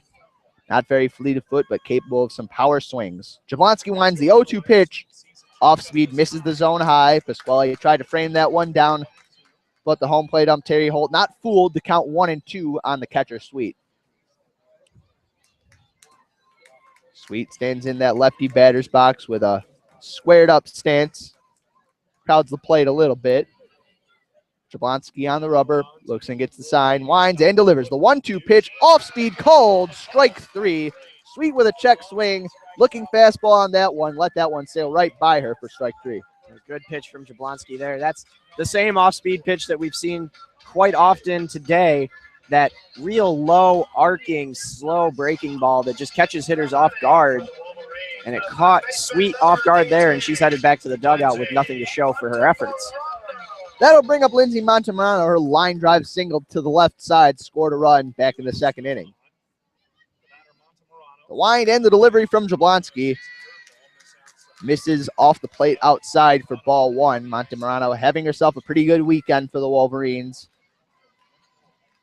Hasn't had much action on the defensive end, but has started a few rallies for Michigan. Now looking to start another one with nobody on and 2 outs. Jablonski gets her sign, delivers. Montemurano squares to bunt and bunts it foul on the right side. A little bit of a drag bunt. She was already starting to run down toward first base, but couldn't put that one in fair territory. And it's probably for the best as Nebraska's defense looked ready for it. The count now 1-1 on the stocky righty for the Wolverines. Montemurano stands with a square stance, feet not too wide apart, holds the bat pretty high above her right shoulder. Jablonski, the 1-1 pitch. Montemurano swings and misses. Way out in front of that one, a soft pitch low in the zone. The count now 1-2 on the third baseman, Montemurano. These Wolverines hitters continue to be stymied by the stuff that Jablonski's been bringing thus far. Perhaps it's a matter of trying to see some more pitches before they really get a beat on her, but she's proven to be difficult early here. The 1-2 pitch, breaking ball swung on and popped down the right field line into foul ground, and a running basket catch over there by Kylie Muir will end the Wolverines' threat here. Not really a threat, but it'll end their top half of the fourth inning. We head to the bottom half. Still a 2-0 Wolverines lead. Michigan unable to provide Haley Wagner with much more cushion going into the bottom half. The Huskers still hitless and runless, but still only down 2 here at Buckeye Field. Jablonski continues to be strong, as McClure did give up 2 runs, but was strong as well for the Huskers early on. Did a lot better than most pitchers have done against this dangerous Michigan Wolverines lineup. And it continues to be a story of the pitching more so than the hitting here tonight, something that's been relatively uncharacteristic for the Wolverines throughout this tournament. Haley Wagner looking to continue her hot streak. Her stats on the day so far, 3 innings pitched. No runs, no hits, no errors, 1 error and no walks. Wagner's only struck out 1 Husker hitter, as the second time through the lineup sometimes can prove dangerous for a hitter. We will see if Wagner is able to adapt, as she so often has for the Wolverines. 12 complete games in 22 starts on the year for Haley Wagner. And Wagner continuing to pitch well, but also keep in mind that the Wolverines do have Megan Betza waiting in the wings, the Big Ten pitcher of the year. And I think the moment that Wagner starts to show signs of being tired, or she starts to give up a couple hits in a row, I wouldn't be surprised if Carol Hutchins decides to bring in a relatively fresh arm in Megan Betza, and obviously voted the best arm in the Big Ten. Betza's thrown 10 innings over the course of the last 2 days, but the fatigue that pitching takes on a pitcher's arm, not quite the same as far as softball goes. We saw the likes of Shayla Starkenberg throw a complete game yesterday, threw a complete game giving up 9 runs against the Huskers, and Betza definitely able to handle a similar workload. Waiting in the wings, but Wagner has done her best to make sure that she never has to be deployed in this one. She's been lights out through 3. Leading off the inning for the Huskers will be the right-handed third baseman, MJ Knighton. She's hitting .424 on the year. Hit a home run and a double in the previous game against the Iowa Hawkeyes. Knighton did get a good rip on Wagner in her first at-bat in the first inning. Golfed it out to left field. But it was right into the glove of a waiting Kelly Christner. Wagner gets her sign. The first pitch of the bottom half of the fourth is swung on and grounded foul toward the Michigan dugout down the third base line. Strike 1 on MJ Knighton, who wears number 99 for the Nebraska Cornhuskers. She's got 99 problems, but hitting ain't one, Morris. Big home run in that first game in the first inning for her. The 0-1 pitch, a breaking ball, misses low in the dirt. Well put, Mr. Parks. I expect and nay demand that kind of wit out of my color commentary, man. The count 1-1 now on Knighton. Wagner winds, the 1-1 pitch. Swinging a chopper foul, hit hard toward the Nebraska dugout. Bounces off the railing in front of them and ricochets out into right field. We've seen good contact from Knighton in most of the swings that she has taken against Wagner. And I think she's really getting ready here to lace up on one if Wagner isn't careful. She's keying in on what she's bringing. Wagner at 1-2 can toy a bit with Knighton. Dance around the zone. The 1-2 pitch. Swing and a miss on an off-speed pitch off the plate outside. Big-time pitch by a big-time pitcher. Wagner records her second punch out of the game, the first out of the bottom of the fourth. Well, I thought she was starting to key in on it. Apparently not, and Wagner really changed up the eye levels, came up high with it, and big cut and miss from Knighton sends her back to the dugout. And that will bring up the shortstop, Alicia Armstrong. Armstrong also 0 for 1 on today's game. Wagner winds and delivers. The first pitch to Armstrong is a called strike on the outside corner. Great location to start this at bat. Wagner proving that she does, in fact, have the great command that she is known for on all of her pitches so far today. Still able to work outside and try and get bites, but comes back when she needs to. The 0-1 pitch, similar spot, but that one missed the plate outside. Went in with the fastball there. Probably a good call by home plate ump Terry Holt as Sweet tried to frame it, and Armstrong with a good eye to let it go by. The count 1-1. Armstrong, a lot of weight on her back foot in the righty batter's box. Wagner winds the 1-1 pitch, swinging a line drive. That one's going to drop into left field. The first base hit of the game for the Cornhuskers. Armstrong, a small turnaround first base. She'll settle there with a 1-out single. Good job by Armstrong there to just turn on that one and poke it right into right field in the gap between Ramirez's short and Christner in left. And that'll give the Huskers their first hit against Wagner, who was up to that point untouchable. Steph Pasquale, the catcher, steps up to the plate now for the Huskers. The lefty, Pasquale, takes the first pitch right over the heart of the plate for a called strike one. Good breaking ball there by Wagner, establishing the zone and getting that first strike. Pasquale teed one up in her last at-bat to dead center field, right at about the 220 sign, as Sierra Lawrence had to put her back to the wall and reach up to make a web gem play. The 0-1 pitch finds the inside corner, right in on the hands of Pasquale. Nothing she could do about that one. The count 0-2 on that called strike. The Huskers going to need to cherish every base runner that they are able to get here against a tough Haley Wagner. The 0-2 pitch, swinging a fly ball center field. Lawrence tracking back and makes the catch on the warning track in front of the wall.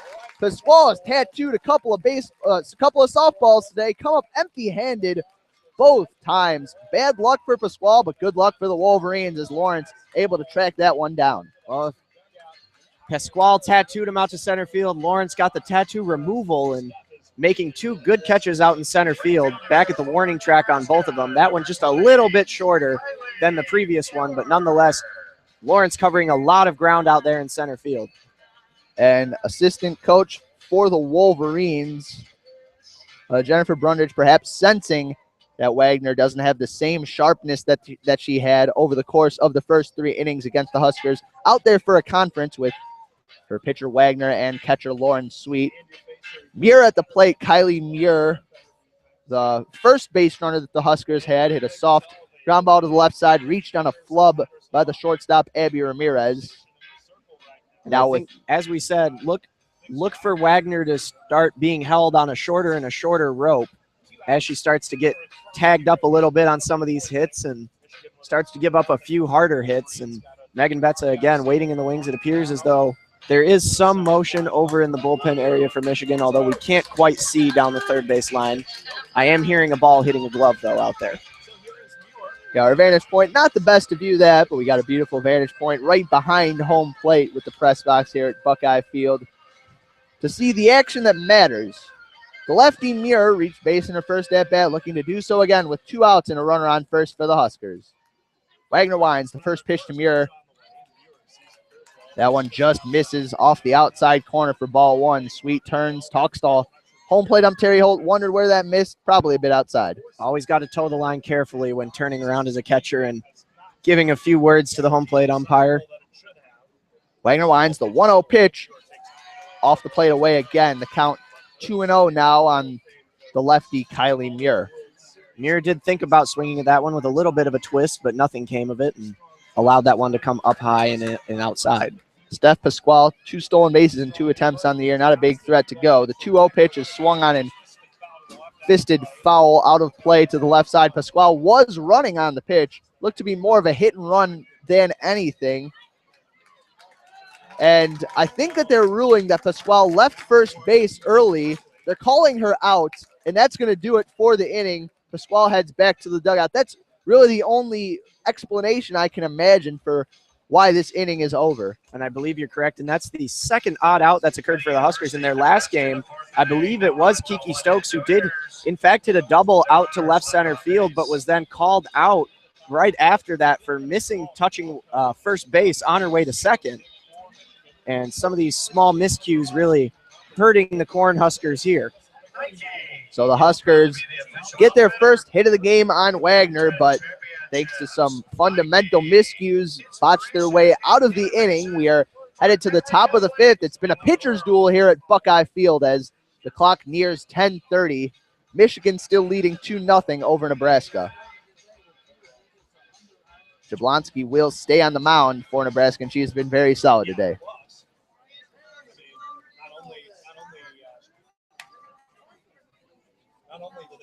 We'll give you Jablonski's stats on the day so far. She's thrown 2 innings, yet to give up a hit or a walk to the Wolverines. She's struck out 1 and has been lights out through the first 6 hitters in the Wolverines lineup. Leading off the inning for Michigan, the number 7 hitter, Aiden Falk, looking to get something going against this Nebraska righty who has held this game very close and made sure the pressure stays on Haley Wagner in the Michigan defense. Held it close, she has, and that's her whole job out there is keep this deficit at 2-0 and try and give her Huskers hitters an opportunity to get themselves back to even in this game. But runs have been tough to come by against Haley Wagner. The first hit for them just coming in the last half inning. Jablonski's done a good job of keeping the ball down in the zone and away from the middle of the zone and the sweet spots of these Michigan bats. We've seen over the course of the year that Michigan's offense is one that only stays down for so long, and you know, a rally can be started at any point in the lineup. It really rings true for most lineups over the vast scape of sports, but it's especially true for this Michigan lineup. The last warm-up throw fired down to second by Steph Pasquale. The infield for Nebraska congregates on the mound, tosses the ball up in the air. It falls into the glove of the pitcher. Falk on the right side, ready to step into the lefty's batter's box. Falk did poke a 3-run home run to left field yesterday in that big 13-run bottom of the second inning against Penn State. Bit of a poke to the opposite field, but it found its way over the fence with a little bit of wind assistance, I'd say. Jablonski winds her first pitch to Falk. Just off the outside corner for ball 1. Pasquale held that there for a little bit of time, but could not gain the strike call. Pasquale having a few words again with home plate umpire Terry Holt. The count 1-0 on Falk. Jablonski looks in, winds, and delivers. Called strike on the outer edge. Similar spot. That one caught the zone. The count 1-1 on Aiden Falk. Jablonski still working the outside parts of the zone relatively effectively here. The count 1-1 on the lefty Falk. Jablonski gets her sign, winds, and delivers the 1-1 pitch. Falk swings and loops one into shallow left field. That one gonna drop for a base hit. The left fielder Metzler made a sliding attempt, but fielded that one on a short hop. Falk in with a leadoff base hit. Metzler just not fast enough to cover enough ground. She was playing very deep, back almost towards the warning track in left field, and that left her rather susceptible to the Falk single that fell relatively far in front of her. And now Nikki Wald will pinch run for Aiden Falk over there at first base with no outs. I might expect Tara Blanco to try to lay down a bunt here. Blanco's last bunt attempt, a sacrifice back in that Penn State game, was part of that big 13-run second inning. You got to imagine the Wolverines would gladly accept a similar output in this one. You would only expect the sacrifice bunt from Coach Carol Hutchins playing the small ball game early on here, but at the same time, Blanco not one to really shy away from swinging the bat. Hutchins, a bit of a proponent of small ball, but the Wolverines can get it done however you want to get it done. Blanco a sac fly to left in her last at-bat. Infield shaded in at the corners. Jablonski winds. Blanco squares the bunt, puts it down, and that one picked up in foul territory by the catcher. Pasquale wanted that one to be fair, but it sat around the batter's box just to the right of home plate, not quite within the confines of fair territory. Well, Carol Hutchins is opting to play small ball here, obviously not comfortable enough with the 2-0 lead to let Blanco swing away. She wants to put Nikki Wald in scoring opportunity. Jablonski looks in, winds. The 0-1 pitch. Blanco squares to bunt and fouls it back to the screen. Michigan struggling to lay down the sac bunts in this game. Definitely been a relative ineptitude on the behalf of the Wolverines in trying to lay down those bunts early on here. The only good one that was laid down was off of the bat of Lawrence Sweet. The count 0-2 on Blanco. Jablonski gets her sign. Wines delivers. Blanco grounds it back up the middle, past the glove of the shortstop Armstrong into center field. An 0-2 base hit for Blanco moves the runner up anyway, and now with still no outs, that'll bring up Abby Ramirez, who most likely will try again to lay down a sac bunt. It appeared as though Armstrong was charging from short and would have made the play, but it seems as though the ball just snuck between her glove and her foot as it rolled into center field and had to be collected by Kiki Stokes. 2 on, no outs for the Wolverines. The lefty Ramirez up to the plate now. 0 for 1 on the day. Jablonski winds. Ramirez squares the bunt, puts it down. Good sac bunt, fielded by Jablonski. Sidearms to first base. The ball gets away. Scoring from third base now is Nikki Wald. Stopping at third is Tara Blanco. Ramirez into second. A sac bunt with a throwing error by Jablonski. Michigan adds a run to their total. Runners now on second and third. Still no outs. Big mess up there by the pitcher Jablonski. Jablonski had the time. She just didn't take the time to set herself and make a strong throw to first. That one down in the dirt and unable to be collected by the first baseman Fowler. And that allowed for the run to score and for Ramirez to scoot all the way over to second base, with Blanco now sitting on third as well. Jablonski went sidearm there, and, well, that was a very errant throw. Fowler did not have a chance. A brief confab in the middle of the diamond for this Huskers infield, trying to collect themselves as the top of this Michigan lineup back up to the plate and ready for action. Michigan leads 3-0, 2 on and no out here in the top of the fifth. Sierra Lawrence in the righty batter's box. Crouches low. She's already seen Jablonski once, looking to do some damage the second time around. Infield is in. The wind, the delivery, and a called strike on the inside corner. Good job coming back after the adversity with a strike there by Kaylin Jablonski. Lawrence still has not been the strongest hitting-wise in the tournament so far. Looking to have a bit of a breakout moment here with runners on second and third and none out. Jablonski winds. The 0-1 pitch. Swing and a pop-up, shallow center field, and that one going to be caught by the second baseman, Barrow, running out into shallow center field from her drawn-in position. Nice defensive play. The ball not deep enough to score Blanco from third base. A key out there for Jablonski. 1 out and 2 on now for Sierra Romero. It did look like a bit of confusion between Barrow at second, Armstrong at short, and the center fielder Stokes as to who wanted to come in and make the play on that one. But in the end, Barrow was able to call off the other two and make the play on her own. Romero 0 for 2 on the day. The top of this Michigan lineup has lain dormant for most of this one. Jablonski winds and delivers. Romero, big cut and a miss on a ball off the outer edge of the plate. Behind in the count now, 0-1. Romero, an offensive star for these Wolverines in the tournament and over the course of the season. The count 0-1. Jablonski checks her wristband perhaps for the call. Now winds. Looks in and delivers. The 0-1 pitch swung on in line, foul off of the screen on the right side.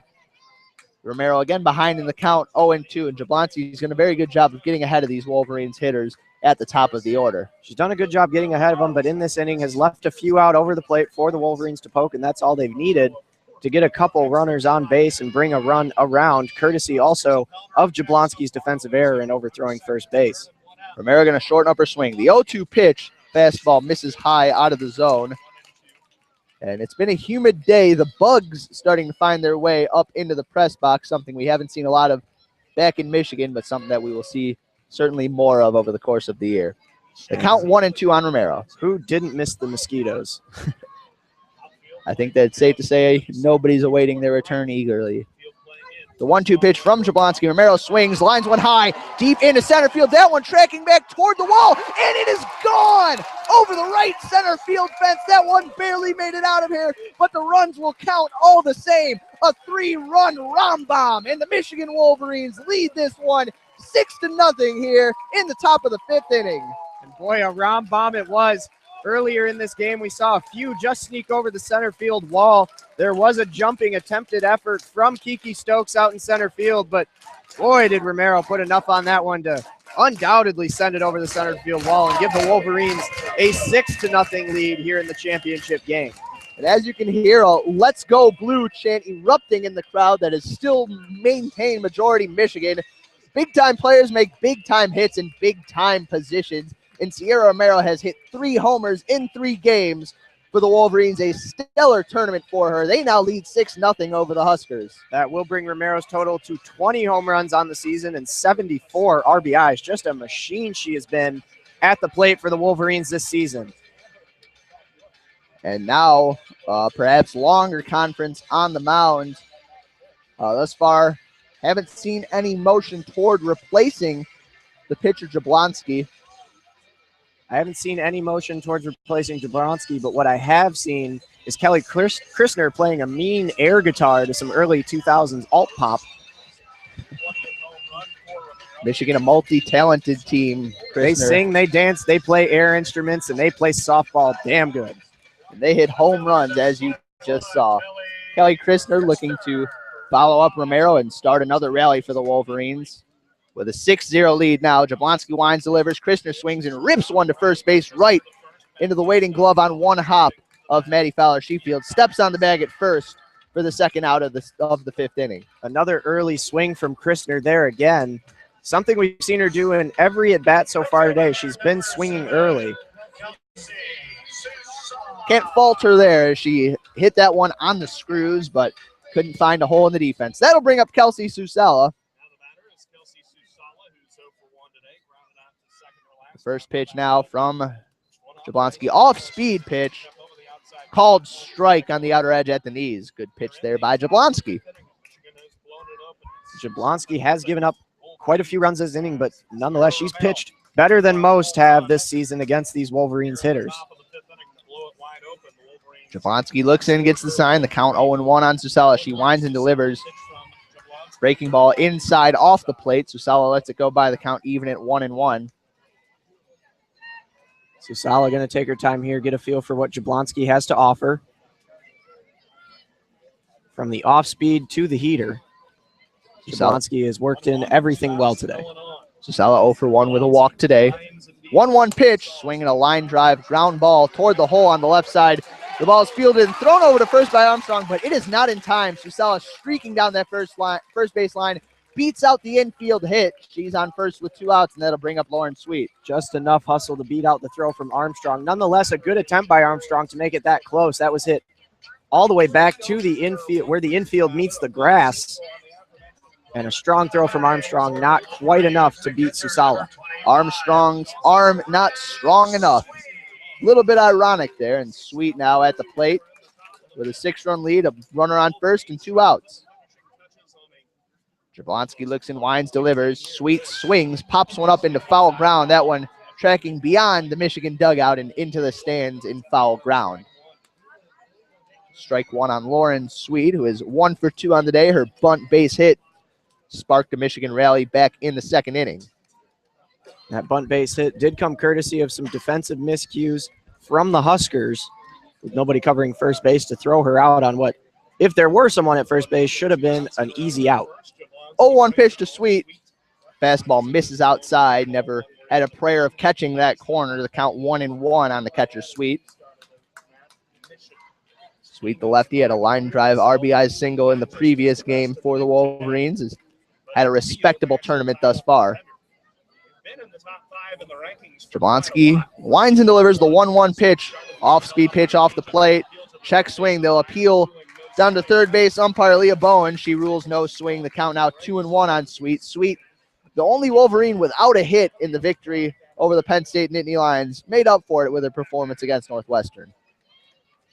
2-1 count now on the lefty Lauren Sweet. Jablonski gets her sign on her wristband. Comes set, winds, and delivers. Big swing and a miss on a slider down and in. Good pitch getting in on the hands of Sweet. The count now 2-2 with 2 outs on the catcher. We'll have to see what Jablonski wants to come with here. Maybe look for her to come inside with something quick to try and get it past Sweet. Well, she just had success on the inside edge. Maybe she'll look to repeat it. The count 2-2. Jablonski winds, delivers. Sweet swings and fouls it back to the screen on a pitch down in the zone. The count remains 2-2. Fouling pitches off with 2 strikes. It is really a science, and these Wolverine hitters have practiced it to near perfection. Lauren Sweet, one of the best Wolverines at fighting off pitches and extending at bats. Really, at this point, it would be a total shock if they didn't get into Jablonski in my opinion. comes, set, winds, delivers the 2-2 pitch, swinging a pop-up foul and out of play behind us on the left side. The count's still 2-2 on Lauren Sweet. And as you said, fouling off pitches with 2 strikes on you is a science. And if it's a science, Lauren Sweet just got her PhD this year. She's been nothing short of excellent in extending these at-bats all season long and working pitch counts and keeping these Wolverines hitters from having to face many pitchers for very long. 2-2 pitch from Jablonski. Check swing and a foul ball, foul tip into the glove and out of the glove of the catcher Pasquale. So Lauren Sweet, an expert in the field of fouling off pitches, just fouled off another one and extended the at-bat. The count still 2-2 on Lauren Sweet. Susala over at first base. Jablonski winds the 2-2 pitch. Sweet swings and fouls one back off the facade to our left. She's definitely been doing her research, still fouling off a lot of these 2-strike pitches and keeping herself alive here is Lauren Sweet. This extended metaphor will probably extend as long as this at-bat goes, and that time frame is indefinite right now. Jablonski winds the 2-2 pitch. Sweet swings and golfs one high toward left center. Stokes settles under it and makes the catch to end the inning. So Michigan goes down there on Sweet's fly out to left center, but not until after a 3-run round bomb punctuates a 4-run top of the 5th inning. The Wolverines lead the Huskers 6-0 heading into the bottom of the 5th inning. You are listening to WCBN FM Ann Arbor's coverage of Michigan softball. We'll have to see if Haley Wagner comes out to the circle for the Wolverines to close out this game here, presumably close out this game as the Wolverines seem to be in relative cruise control with a 6-run lead.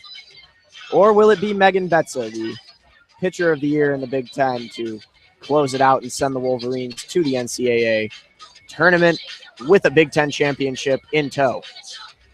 And they're playing a jump music video on the video board out in right center field. Some of the younger fans are enthused and into it, but I'd say most of the older attendees of this game are a little bit tired. It's now 10:46 in the evening. Still plenty of softball left to be played, though Wagner is going to try to accelerate the end of this one. And it has been a late night. As we mentioned, this game was delayed about 45 or 50 minutes past the scheduled start time due to the extended time frame that the previous game between the Cornhuskers and the Iowa Hawkeyes took to reach completion. Also, Wagner, for whatever reason, was a bit delayed getting out to the bump for her warm-up pitches in this inning. The infield has already completed their warm-up, so Wagner will have a few fewer pitches with which to work before this inning gets underway, as there's only a certain amount of time allotted to these pitchers in which they can get their warm-up pitches. And they are getting a little bit longer time between innings just because of the Big Ten Network coverage that is covering this tournament. So once again, we want to thank you for tuning in with WCBN FM, as there is a lot of national television coverage for this very popular softball tournament. Leading off the inning for Nebraska will be the 5-hitter, Kylie Muir. She will get another chance at the lefty, Haley Wagner, after a base-running flub by Steph Pasquale. Steph Pasquale ended last inning. It was Alicia Armstrong with the base-running miscue. Muir, one of the few Huskers to reach today, though, off of that defensive error from Ramirez, all the way back in what I believe was the 2nd inning. First pitch from Wagner, a breaking ball, misses the zone low for ball 1. Outfield and infield still shading straight away. It's gotten darker as this game has gone on, but it hasn't gotten a lot cooler. Still a lot of dead, humid heat seeping over this ball game. The 1-0 pitch misses low and in. Wagner behind in the count now, 2-0 on the right fielder for the Huskers. And a credit to a lot of these fans who have been here all day since the first game started at 3:30, soaking in all of the softball that there has been to be played today. through the heat and all. The 2-0 pitch, swinging a big rip foul ball back to the screen and soaking in the softball, soaking in the sun, and right now probably soaking in their own juices. It's a very sweat-inducing day so far. The count now 2-1 on the lefty Kylie Muir, who's 0 for 1 on the day. Wagner looks in, gets her sign, winds, and delivers. The 2-1 pitch just misses the inside corner there. The count 3-1 now on Kylie Muir. I have to say the strike zone for Terry Holt has been pretty solid today. Has not drawn the ire, at least from this broadcaster on today's game. It's been solid but relatively tight. The 3-1 pitch, swinging a hard line drive back to the screen. A breaking ball that Muir was unable to barrel up. The count now full on the right fielder Kylie Muir. And I got to say, it's been a relatively quiet tournament umpiring-wise. Michigan got robbed of a couple stolen bases earlier on today's game by some bad calls on bang-bang plays, but certainly they'll still be content with the result. The 3-2 pitch to Muir, swinging a foul back to the screen again. Muir keeping the at-bat alive. Muir really needs to get on base. The Huskers need base runners here to try and cut their way into this 6-run Michigan lead as they're starting to run out of time. The count 3-2 on Muir. Nobody on, nobody out here in the bottom of the 5th. Wagner winds, the payoff pitch, swing and a miss. On a breaking ball up in the zone, evaded the bat of Kylie Muir. Wagner, I think, with her 3rd punch out of the game, 1 up, 1 down here in the bottom of the 5th, and that will bring up Cassie McClure. Cassie McClure did pitch well for the Huskers early on in today's game. Did pitch 2 or 3 innings for them after pitching 3 innings in the prior game. First pitch from Wagner, called strike right down the heart of the plate. And I'm sorry, I misled you there, Jeremy. I held up 3 fingers. She pitched 3 innings in the previous game, 2 in this one for Nebraska. And only gave up 2 runs to the Wolverines in this one. The 0-1 pitch, breaking ball, laced over to third. Monty Morano, lunging stop, throws across the diamond and records the out. Good play out with some quick reflexes down there at the hot corner by Monty Morano. 2 up, 2 down for the Huskers here in the bottom of the 5th. Well, they don't call it the hot corner for nothing, Mo. That one was laced by McClure right down the line. Montemurano with the quick reflexes to get her glove down and make the grab, and she had plenty of time to ready herself and make a strong throw across the diamond to record the out at first. Maddie Fowler, the first baseman now, the righty hitting for the Huskers, grounds the first pitch right back to Wagner. On the bump, Fields tosses over to Blanco. 3 up and 3 down. Very quick inning for Haley Wagner, the Michigan Wolverines lefty hurler. Spotless through 5 innings. We head to the top of the 5th. Michigan leads this one 6-0. You are listening to WCBN FM Ann Arbor's broadcast of Michigan softball. Thank you for tuning in. Michigan 6 runs on 6 hits with an error through 5 innings. The Huskers, no runs, 1 hit, 1 error. It's definitely been a pitching sensation for Haley Wagner today. Very hard to get anything against. I believe the Huskers have only had 2 base runners all game. And, you know, Wagner, the type of pitcher who pitches to contact, but for the most part, the contact has been relatively weak for the Huskers. They haven't been able to find the holes as Becca Garfinkel and Tara Blanco trying to get the wave going in the stands right now. And it's Lauren Connell and Tara Blanco leading the charge. Yeah, you're right. I'm sorry. That was my mistake. Connell number 14, Garfinkel number 19. Perhaps Garfinkel's name present in my mind because she won the All-Big Ten. She was on the All-Big Ten sportsmanship team earlier this year, but that was Connell leading the fans in the wave, and even some of the Huskers fans getting in on it. Did not see a whole lot of playing time this year, did Garfinkel, but nonetheless was credited with being one of the most sportsmanlike players in the Big Ten. Not really sure how they tabulate those awards, but I got to imagine that she was either recommended by her coaches or by opposing players. Always good to have good personalities, keeping morale high in the dugouts. Michigan up by 6 runs. If they score 2 or more, they will be on the verge of winning a run rule mercy victory pending the bottom half of the 6th inning. Wagner's pitched to contact, giving up a couple hard-hit balls, but this Wolverines defense has been rock solid behind her. The Black-Eyed Peas playing in the background as Jablonski will throw her final warm-up pitch between innings. And I got to say, we haven't seen any stolen bases, and Steph Pasquale has showcased why she's got a rocket of an arm throwing down to second base, at least during warm-ups.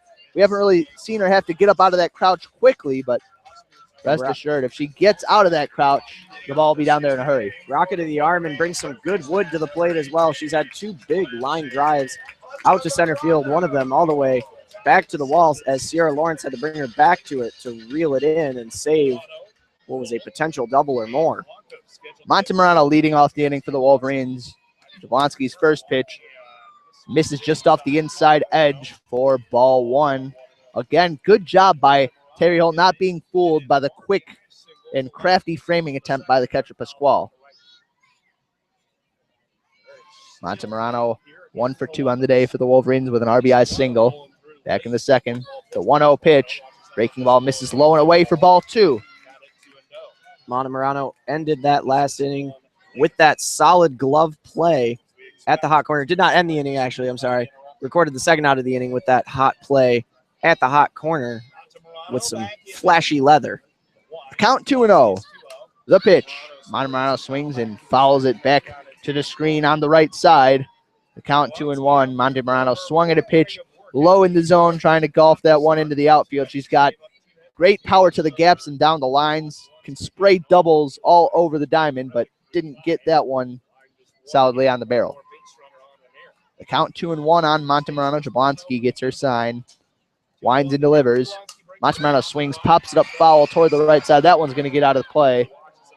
Toward the second row of the stands. One woman in the stands looked to try to catch that one one-handed and backhand. Probably an ex-softball player. She almost made the play, but it ricocheted off her hand, and somebody else coming away with that souvenir before returning it to the stadium staff. Got to have a big hand to catch these softballs with one hand. It was a valiant effort. I always admire fans who go after those balls. The count 2-2 now on Montemurano. The wind, the pitch, swinging a foul back to the screen. Montemurano chased that one out of the zone, but did a good job to make contact. Count still 2-2. These Husker pitchers have had to work a lot today against this Wolverines lineup that even when they're not scoring runs and getting on base, they're making you throw some high-stress pitches and extending at-bats. Jablonski gets the sign, looks in, winds. The 2-2 pitch, swinging a pop-up foul out of play over the roof, bouncing off of the roof on the right side behind us. And here comes into play again the fouling off pitches with 2 strikes on you science for Montemurano. Montemurano, I think, spent the summer in a research position under Professor Lauren Sweet. The count still 2-2 on the third baseman. The wind, the pitch, misses away with a breaking ball. The count now 3-2 on Montemurano. And that is why the science is so important in fouling those pitches off when you have 2 strikes on you. So you work the count full like that once you finally catch one that is off the plate enough that you can lay off. It's pretty simple. It is not rocket science. The count 3-2 now on Montemurano. Jablonski winds. The pitch misses high for ball 4. Montemurano works a walk. One of the most prolific walkers on the team is Lindsay Montemurano, and she leads off the inning on base for the Wolverines. And now a conference at the mound. Pasquale strolling slowly out to confront her righty pitcher. Again, it's not rocket science, but that last pitch sort of rocketed itself up into the zone as Jablonski tried to climb the ladder, and that allowed Montemurano to get herself down to first. Appears as though Coach Hutchins had something to say to the umpire as Montemurano went down to first. Thought it might be potentially a pinch runner, but it doesn't appear to be. And I think they're just reestablishing Aiden Falk in the order after she was pinch run for in her after getting on base in her last plate appearance. Aiden Falk reassuming the role of designated player here, stepping into that lefty batter's box. 1 on, nobody out for the Wolverines. Jablonski winds. The first pitch swung on and blooped down the left field line. That one trailing foul and out of play. That one in on the hands of Falk. She's a strong player, can fist that ball out toward the opposite field when it runs in on her hands. But that time couldn't find green grass in fair territory. Count 0-1 on Falk. She is 1 for 2 on today's game. Montemurano on first base, not a big threat to steal. Jablonski winds. The 0-1 pitch, big swing and a miss on a rise ball up in the zone. The count 0-2 now on Falk. Jablonski did climb the ladder there and Falk bit at the high cheese that she brought to dinner, and that leaves her down in the count 0-2. Falk not trying to walk back to the dugout hungry. Will have to adopt a defensive approach here. Jablonski looks and gets it signed. The 0-2 pitch, swing, and a pop-up shallow left field. Ranging out there is Armstrong, and ranging in from left field to make the catch is the left fielder Gina Metzler. One out for the Wolverines. Montemurano remains on first base. Bring Tara Blanco up, the always dangerous Tara Blanco. And now as Headlines by Drake plays over the loudspeakers, Drake, Jeremy Parks' favorite artist. Blanco hasn't made headlines for the Wolverines, hasn't been the star performer, but has been very steady anchoring the lineup at that 8 spot for Michigan. Jablonski looks in, gets the sign. The first pitch to Blanco. Misses high with the fastball. Ton of pop in that big righty bat for Tara Blanco. And we mentioned it earlier again. She doesn't hit the ball very often, but when she does hit the ball, she hits it for a lot of power. 7 home runs, 43 RBI on the season for Blanco. A 283 average, all in all. The count 1-0. The pitch from Jablonski. Breaking ball just misses. Maybe low, maybe outside. That one was real close. Blanco with a good eye to take it. The count out 2-0.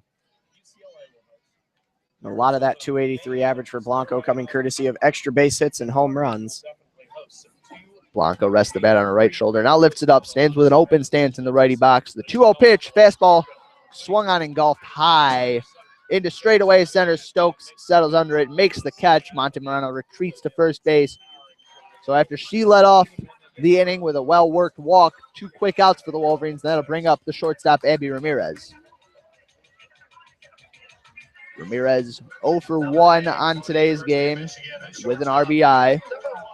She did reach again on that awkward bunt that caught the Huskers defense off guard. And I'm not sure she should have been credited with an RBI, as the run that she scored on her bunt scored as a result of an error. She takes the first pitch over the outside corner for a called strike. Regardless, she has been in the scorebook and did a good job with the fundamentals of getting it down. And that one sparked the Wolverines' big fifth inning. 0-1 count now. Jablonski delivers. Ramirez swings, lines one to left field, tracking toward the line. Metzler makes the catch on the left field line for the 3rd out of the inning. The Wolverines get one on base, but cannot bring her any further through 5.5 innings here at Buckeye Field. The Wolverines lead the Huskers 6-0.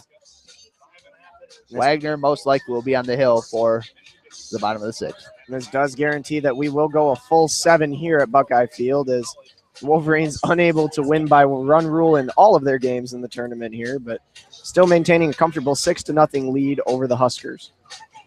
Michael Jackson's Billie Jean now playing, in case you are interested in what you are hearing in the background. And I'd say for those of us who have to drive home tonight, a bit of a sense of dismay at the lack of a run rule, but it has been a quick game nonetheless, as Wagner has made quick work of these Huskers. We started this one at about 9:20, maybe 9:25 if we're being more precise. It's been about an hour and 35 minutes to get through 5.5 innings. A decent pace for this softball game. Morris, you want to join in with me? Here it comes. Billie Jean is my lover. Always a quality singing duo, Morris Fabry and myself. Yeah, that was really a dual effort right there. Well, Morris a little too tired to join in, but I know you were there in spirit with me. Oh, I was. I was dancing. You can't see it on the radio, but just know I was going full Michael Jackson up here in this crowded press box. Just a light head bob from Morris. Not even that.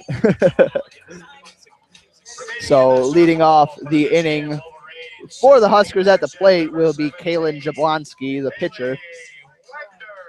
Billie Jean may not be Michael Jackson's lover, but Haley Wagner is Michigan's pitcher still as we head into the bottom of the 6th inning. Man, when I was a color commentator, I went over the top with the puns. You're in with a subtle wit, Jeremy, and I'm liking it so far. It's been a fun broadcast and a fun game to watch. Tip of the hat to you as well, Morris. A begrudging tip of the hat, I got to imagine, is A, you're not really wearing a hat, and B, it seemed as though you had enough of my brand of humor as color commentator. I think Our viewers probably glad that I've returned to my role as play-by-play. Again, before this does begin, we want to thank you for tuning in with us yet again and bearing with us through this long night. The first pitch to Jablonski, breaking ball, called strike at the knees for strike one on Kalen Jablonski. And Jablonski, the very strong pitcher for the Huskers, trying to do something at the plate here. Not necessarily a bad hitter, still hitting above 300. The 0-1 pitch, line foul down the left field line. An off-speed pitch that caught too much of the zone, hung up there. Jablonski couldn't straighten it out, however. Out in front, just a hard, long strike down the left field line. The count now 0-2. Wagner with 3 strikeouts on the game, maybe looking to add to that total. She looks in, gets the sign, winds and delivers. The 0-2 pitch. Called strike 3 on the outside corner. Got her frozen with the breaking ball, standing there like a house by the side of the road. Wagner's 4th strikeout on the day. And with 1 out, that'll bring up the second baseman, Laura Barrow. Wagner not quite the strikeout machine that Megan Betts is, but she still gets the job done in the circle for the Wolverines. Barrow, the lefty, holds her bat above her helmet and takes the first pitch down the inside corner for strike 1. Haley Wagner hammering the zone to start this bottom of the 6th inning. She's working very comfortably now with that 6-run lead behind her. The 0-1 pitch from Wagner. Swinging a foul down the left field line. 5 pitches, 5 strikes for Wagner in this one. The count now 0-2 on Barrow, the second baseman. Barrow 0 for 1 on today's game. Wagner looks in, winds. The 0-2 pitch. Swing and a foul tip into the glove of Lauren Sweet. 2 up, 2 down on 6 pitches and 2 strikeouts for Haley Wagner. 2/3 of the way to an immaculate inning so far. You don't want to jinx it with Kiki Stokes up at the plate for Nebraska. 2/3 of the way to an immaculate inning and almost a 1/6 of the way, or 6/7 of the way to a Big Ten championship. Math not my strong suit, but pitching Haley Wagner's strong suit. And the first pitch hit Stokes on the legs of the immaculate inning. Not happening for Haley Wagner. Stokes trots down to first base, and she leads her team in getting hit by pitch. The consummate leadoff hitter trying to start a 2-out rally for the Huskers. That one a fastball. Tried to spot that one low and in, but missed her spot by a good foot there. And hit a good foot of Stokes, who was a big-time threat to steal down there at first base. First pitch to Knighton, MJ Knighton. That's a breaking ball, catches the plate at the knees for a called strike 1. Stokes is tempting Sweet down at first base, taking a healthy lead after the pitch there, seeing if Sweet would rush up out of her stance. 0-1 count now on MJ Knighton. Wagner winds, the 0-1 pitch, swinging a foul ball down the right field line and beyond the bleachers on that side, out of play. The count quickly 0-2 on MJ Knighton, who is 0 for 2 on today's game with 1 strikeout. Infield and outfield shaded straight away on Knighton. Perhaps the most fearsome hitter in Nebraska's lineup. Wagner looks in, winds, delivers the 0-2 pitch off the plate outside. Sweet throws down the second. The throw gets into center field as Ramirez was late getting to the bag. The throw was on the money. Ramirez, however, not there. Stokes swiped second and will be in scoring position now with a 1-2 count and 2 outs. Luckily, Lawrence was right behind that one, and Stokes not able to advance to third base on the poor judgment from Abby Ramirez there. Should have been expecting the throw down to second. Well, to be fair, she is shaded toward the hole on the left side. There's a lot of ground to cover to get there. More concerned with the hitter MJ Knighton lining one into left field than she was with cutting down the runner Stokes. The count 1-2 on Knighton. Wagner winds the 1-2 pitch, swinging a soft ground ball over to Ramirez. Fields on the short hop, throws over to first, and records the out. Wagner gives up a 2-out base runner, but retires the next one in the order. We head to the top of the 7th inning. Michigan leads 6-0. Wagner with a 1-hit effort so far through 6 innings. They're playing I want it all and I want it now out in the outfield. The Wolverines want this Big Ten tournament title, and they want it now. 3 outs away on the defensive end from the tournament crown. And I think they switched the song up on us, JP. Elton John for you on this solid Saturday, May evening. Jeremy, a little more well-versed in the classics than I am.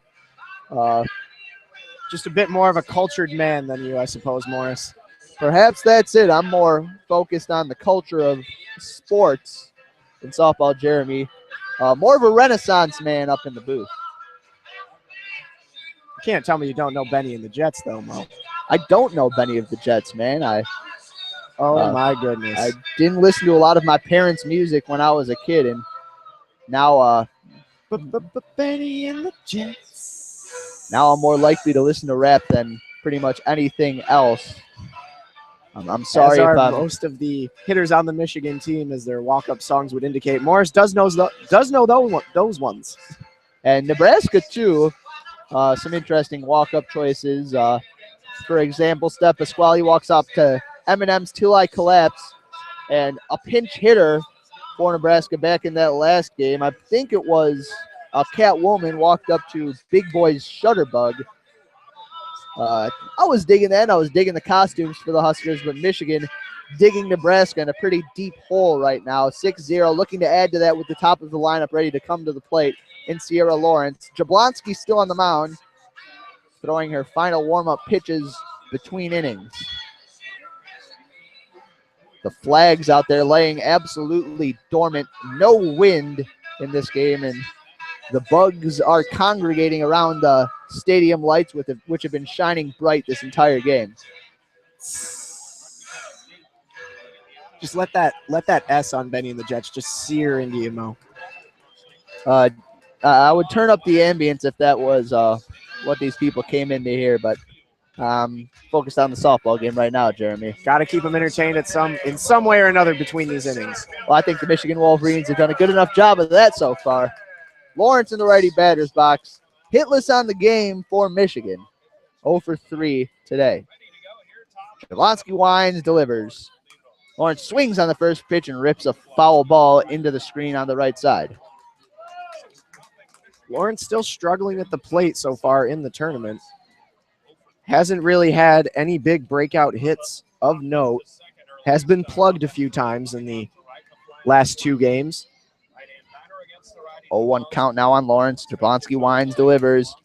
Misses outside with the 0-1 pitch. The count now even at 1-1. The crowd to our right has thinned a bit. The Big Ten, Ohio State, and Nebraska contingent has trickled out of the stadium. Michigan fans still out here in full force on the left side, although my view of that somewhat obstructed by the press box. The count 1-1 on Lawrence. Jablonski winds, delivers. Lawrence swings and drives one high into right center field. Shading over there is Stokes, and she will make the catch in the right center field gap.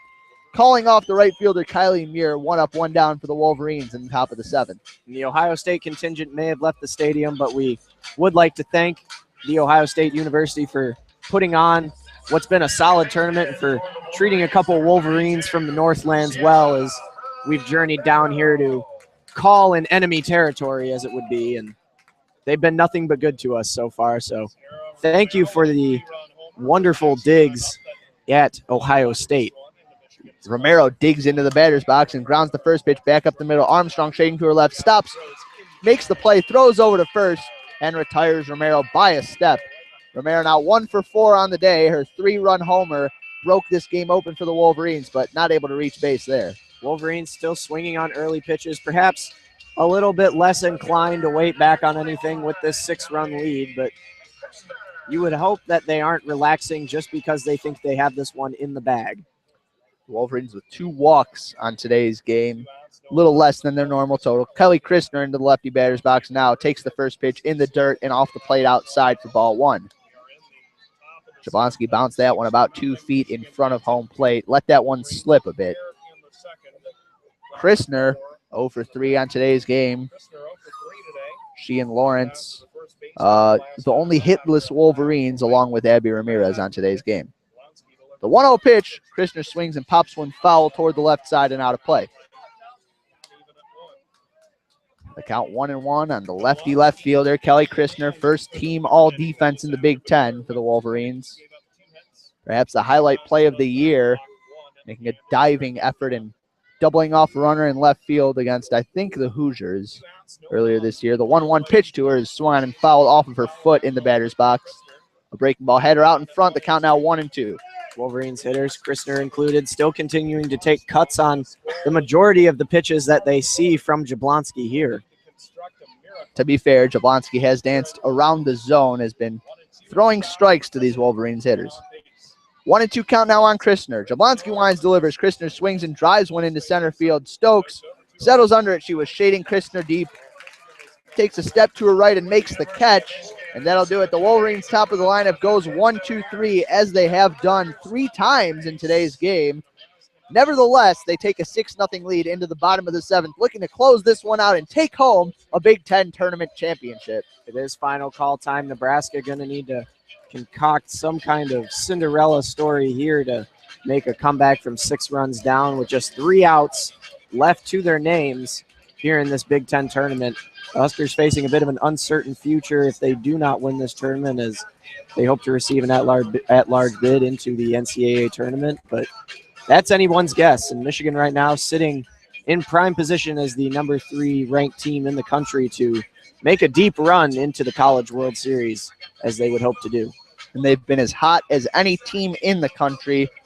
A win here would make it 20 straight for the Wolverines, almost all of which have come against Big Ten foes. Wagner's still on the rubber. In keeping with the wonderful tune selection between innings, we've got a little bit of pre-actor Will Smith and getting jiggy with it. Perhaps Mo might know this one from his younger days. Didn't listen to much Will Smith either, Jeremy. I wasn't big into music back when Will Smith was all the rage. You kids with your pop tunes, man. I'm sticking with the only pop tunes I know now. This one a bit of a jam for the Wolverines dancers, as they like to get jiggy with it before and after the games, and they're ready to break out the dancing if they get 3 more outs here on the Huskers. Wagner home the hardware. Wagner looks to do it herself, leading off the inning. Will be the shortstop, Alicia Armstrong. She is 1 for 2 on today's game. Her bloop single in the left field was the first hit and the only hit of the game for Nebraska. That one back, I think, in the 4th inning. And it was Alicia Armstrong who's now at the plate. And she swings, lines one right into the glove of Montemurano. She lunged and made that catch just before it hit the ground, left of third base. 1 pitch, 1 up, 1 down, and that brings up perhaps the most fearsome hitter in Nebraska's lineup. The catcher, Steph Pasquale. She has scalded 2 balls to deep center, both of which settled in the glove of Sierra Romero. The Wolverines 2 outs from a tournament championship. Wagner's first pitch is swung on and fouled back to the screen, and wouldn't it be a nice way to cap off her day or come close to it if she could strike out a hitter who has been her nemesis for most of the game. Pasquale did lace those 2 big shots to center field, but Sierra Lawrence able to cover the ground and reel both of them in. The 1-1 pitch lined into center field. That went over the head of Romero, bounces up against the wall. Lawrence Fields fires it in. It'll bounce wide of second base, and Pasquale finally gets it past past Lawrence in center field. I'm mixing up the 2 Sierras. That's my fault. Lines a 1-out double. She's on second base. Wow, Lawrence finally unable to catch up to one of Pasquale's laser shots into center field. And that's going to leave the Huskers with some hope here, as they've got a runner on second with 1 out. You got to imagine that if Wagner gets into serious trouble, Megan Betzel will be waiting to fill in, but I think she's earned the right to close this one out. Pinch running for Steph Pasquale is Taylor Ott, the freshman. Ott on the season, 3 for 3 in stolen base attempts. Has scored 14 runs despite only coming to the plate 13 times and recording no hits, so probably a frequent pinch runner for the Huskers. Wagner winds the first pitch to the batter, Kylie Muir, is a called strike on the outside corner. Good location there from Wagner, working on the outside part of the plate. Muir 0 for 2 on the day. Did reach on the error by Ramirez back early in the 2nd inning. The 0-1 pitch, swinging a ground ball foul down the first baseline. That pitch in on the hands of Muir, and Wagner ahead 0-2 against the right fielder for the Huskers. Still 2 outs away from clinching that Big Ten tournament championship. standing in the ring for 12 rounds with Mike Tyson. Wagner gets the ball back, looks in, gets the sign, winds, and delivers. The 0-2 pitch. Swinging a foul ball back to the screen. Another pitch in on the hands of Muir. The best she could do was just live to fight another day, fouling that one off. Good defensive cut from Muir. Does keep her alive. That's about all she's reduced to now against Wagner is defensive cuts. Another 0-2 pitch. Muir swings and drives one down the left field line. That one hooking and tailing foul. It'll bounce up against the fence out there. Collected by Kelly Krisner. The count's still 0-2. One out now. Bottom of the seventh. Last call for the Huskers as they trail 6-0 to the Michigan Wolverines. Wagner looks in. Gets the sign and delivers. The 0-2 pitch. Off speed. Just misses off the plate outside. The count now 1-2 on Muir. Good pitch from Wagner, just missing on the outside, and a good call from Sweet to have her bring it on the outside. Just missing. Muir looking to tally the third hit of the day for the Huskers. The 1-2 pitch off speed misses high. The count now even at 2-2. Muir has done a good job of working this at bat against Wagner, not going down without a fight. Went high again, and Muir was ready for it and did not bite at the high cheese offered by Wagner. The count 2-2. Wagner delivers. Cold strike three, and Muir can merely stand there and watch that go by her. The fifth strikeout on the day for Haley Wagner, and she is 1 out away from delivering a victory for the Michigan Wolverines. 1 out away from a victory and a Big Ten tournament title for these Wolverines, but standing between her and that is Cassie McClure. That's number 6 on the day for Haley Wagner. My mistake. McClure in the righty batter's box. 2 outs. Wagner winds and delivers. The first pitch to McClure is swung on and fouled off the roof of the dugout, bouncing off of the stands on the right side. 1 pitch, 1 strike to McClure. McClure did pitch 3 innings of the previous game, and the first 2 of this one gave up 2 runs to the Wolverines, but pitched strong and gave up none to the Iowa Hawkeyes. Wagner has been masterful today. The 0-1 pitch to McClure misses off the outer edge with a breaking ball. The count even at 1-1 on McClure. Wagner has only given up 2 hits and no walks on the day. 4 base runners in total, including a hit by pitch. A masterful for the 1-1 pitch lined. Fair ball into the left field corner. Scoring from second base is the pinch runner Ott. Stopping at first with a hard hit long single is Cassie McClure. The shutout broken for Haley Wagner. McClure keeping the Huskers' hopes alive on first base with a 2-out RBI single. Right before McClure hit that ball, I was about to say masterful performance from Haley Wagner, and finally a bit of a blemish on that, but not too bad. Still sitting with a 5-run lead. Nebraska has broken out their fun toys down in the dugout. Yep, the hats out and about. Another pinch runner now as McClure not showing a lot of speed on the base pass there. They've got a whole gang down there. They've got Mario. I see Luigi. Maybe some rally tools over there for the Huskers. Gina Metzler, the pinch runner at first base for McClure. In the batter's box now, the righty Maddie Fowler. Nebraska still down to their last reps here in the bottom of the 7th inning. Outfield and infield shading straight away. Wagner looks and winds, delivers. The first pitch to Fowler, swung on and grounded right back to Wagner. She fields, flips over to first. That'll do it. The Michigan Wolverines are your Big Ten tournament champions. Haley Wagner, a complete game, 1-run performance. The Wolverines win this one 6-1 over the Nebraska Cornhuskers. Jeremy, any final thoughts? Who's your player of the game? Player of the game has to be the Rom Bomb from Sierra Romero back in the top of the 5th inning. Sort of broke the game open. It was a close 2-0 affair up to that point until Romero hit a 3-run home run to dead center field, and that really was the Wolverines didn't look back after that. They really didn't look back after they went up 2-0 in the 2nd inning. But again, it was just a story of the Wolverines hitting, and they pretty much cruised to this victory behind the pitching of Haley Wagner, who would probably be my runner-up for player of the game, throwing a 3-hitter.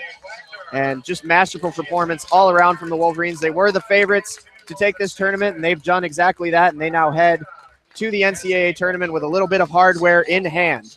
They came, they saw, and they have conquered the Big Ten now looking to set their aspirations on a much larger scale. We're not going to be covering much more softball for you, but rest assured we will be rooting on the Wolverines as they try to take on that national stage.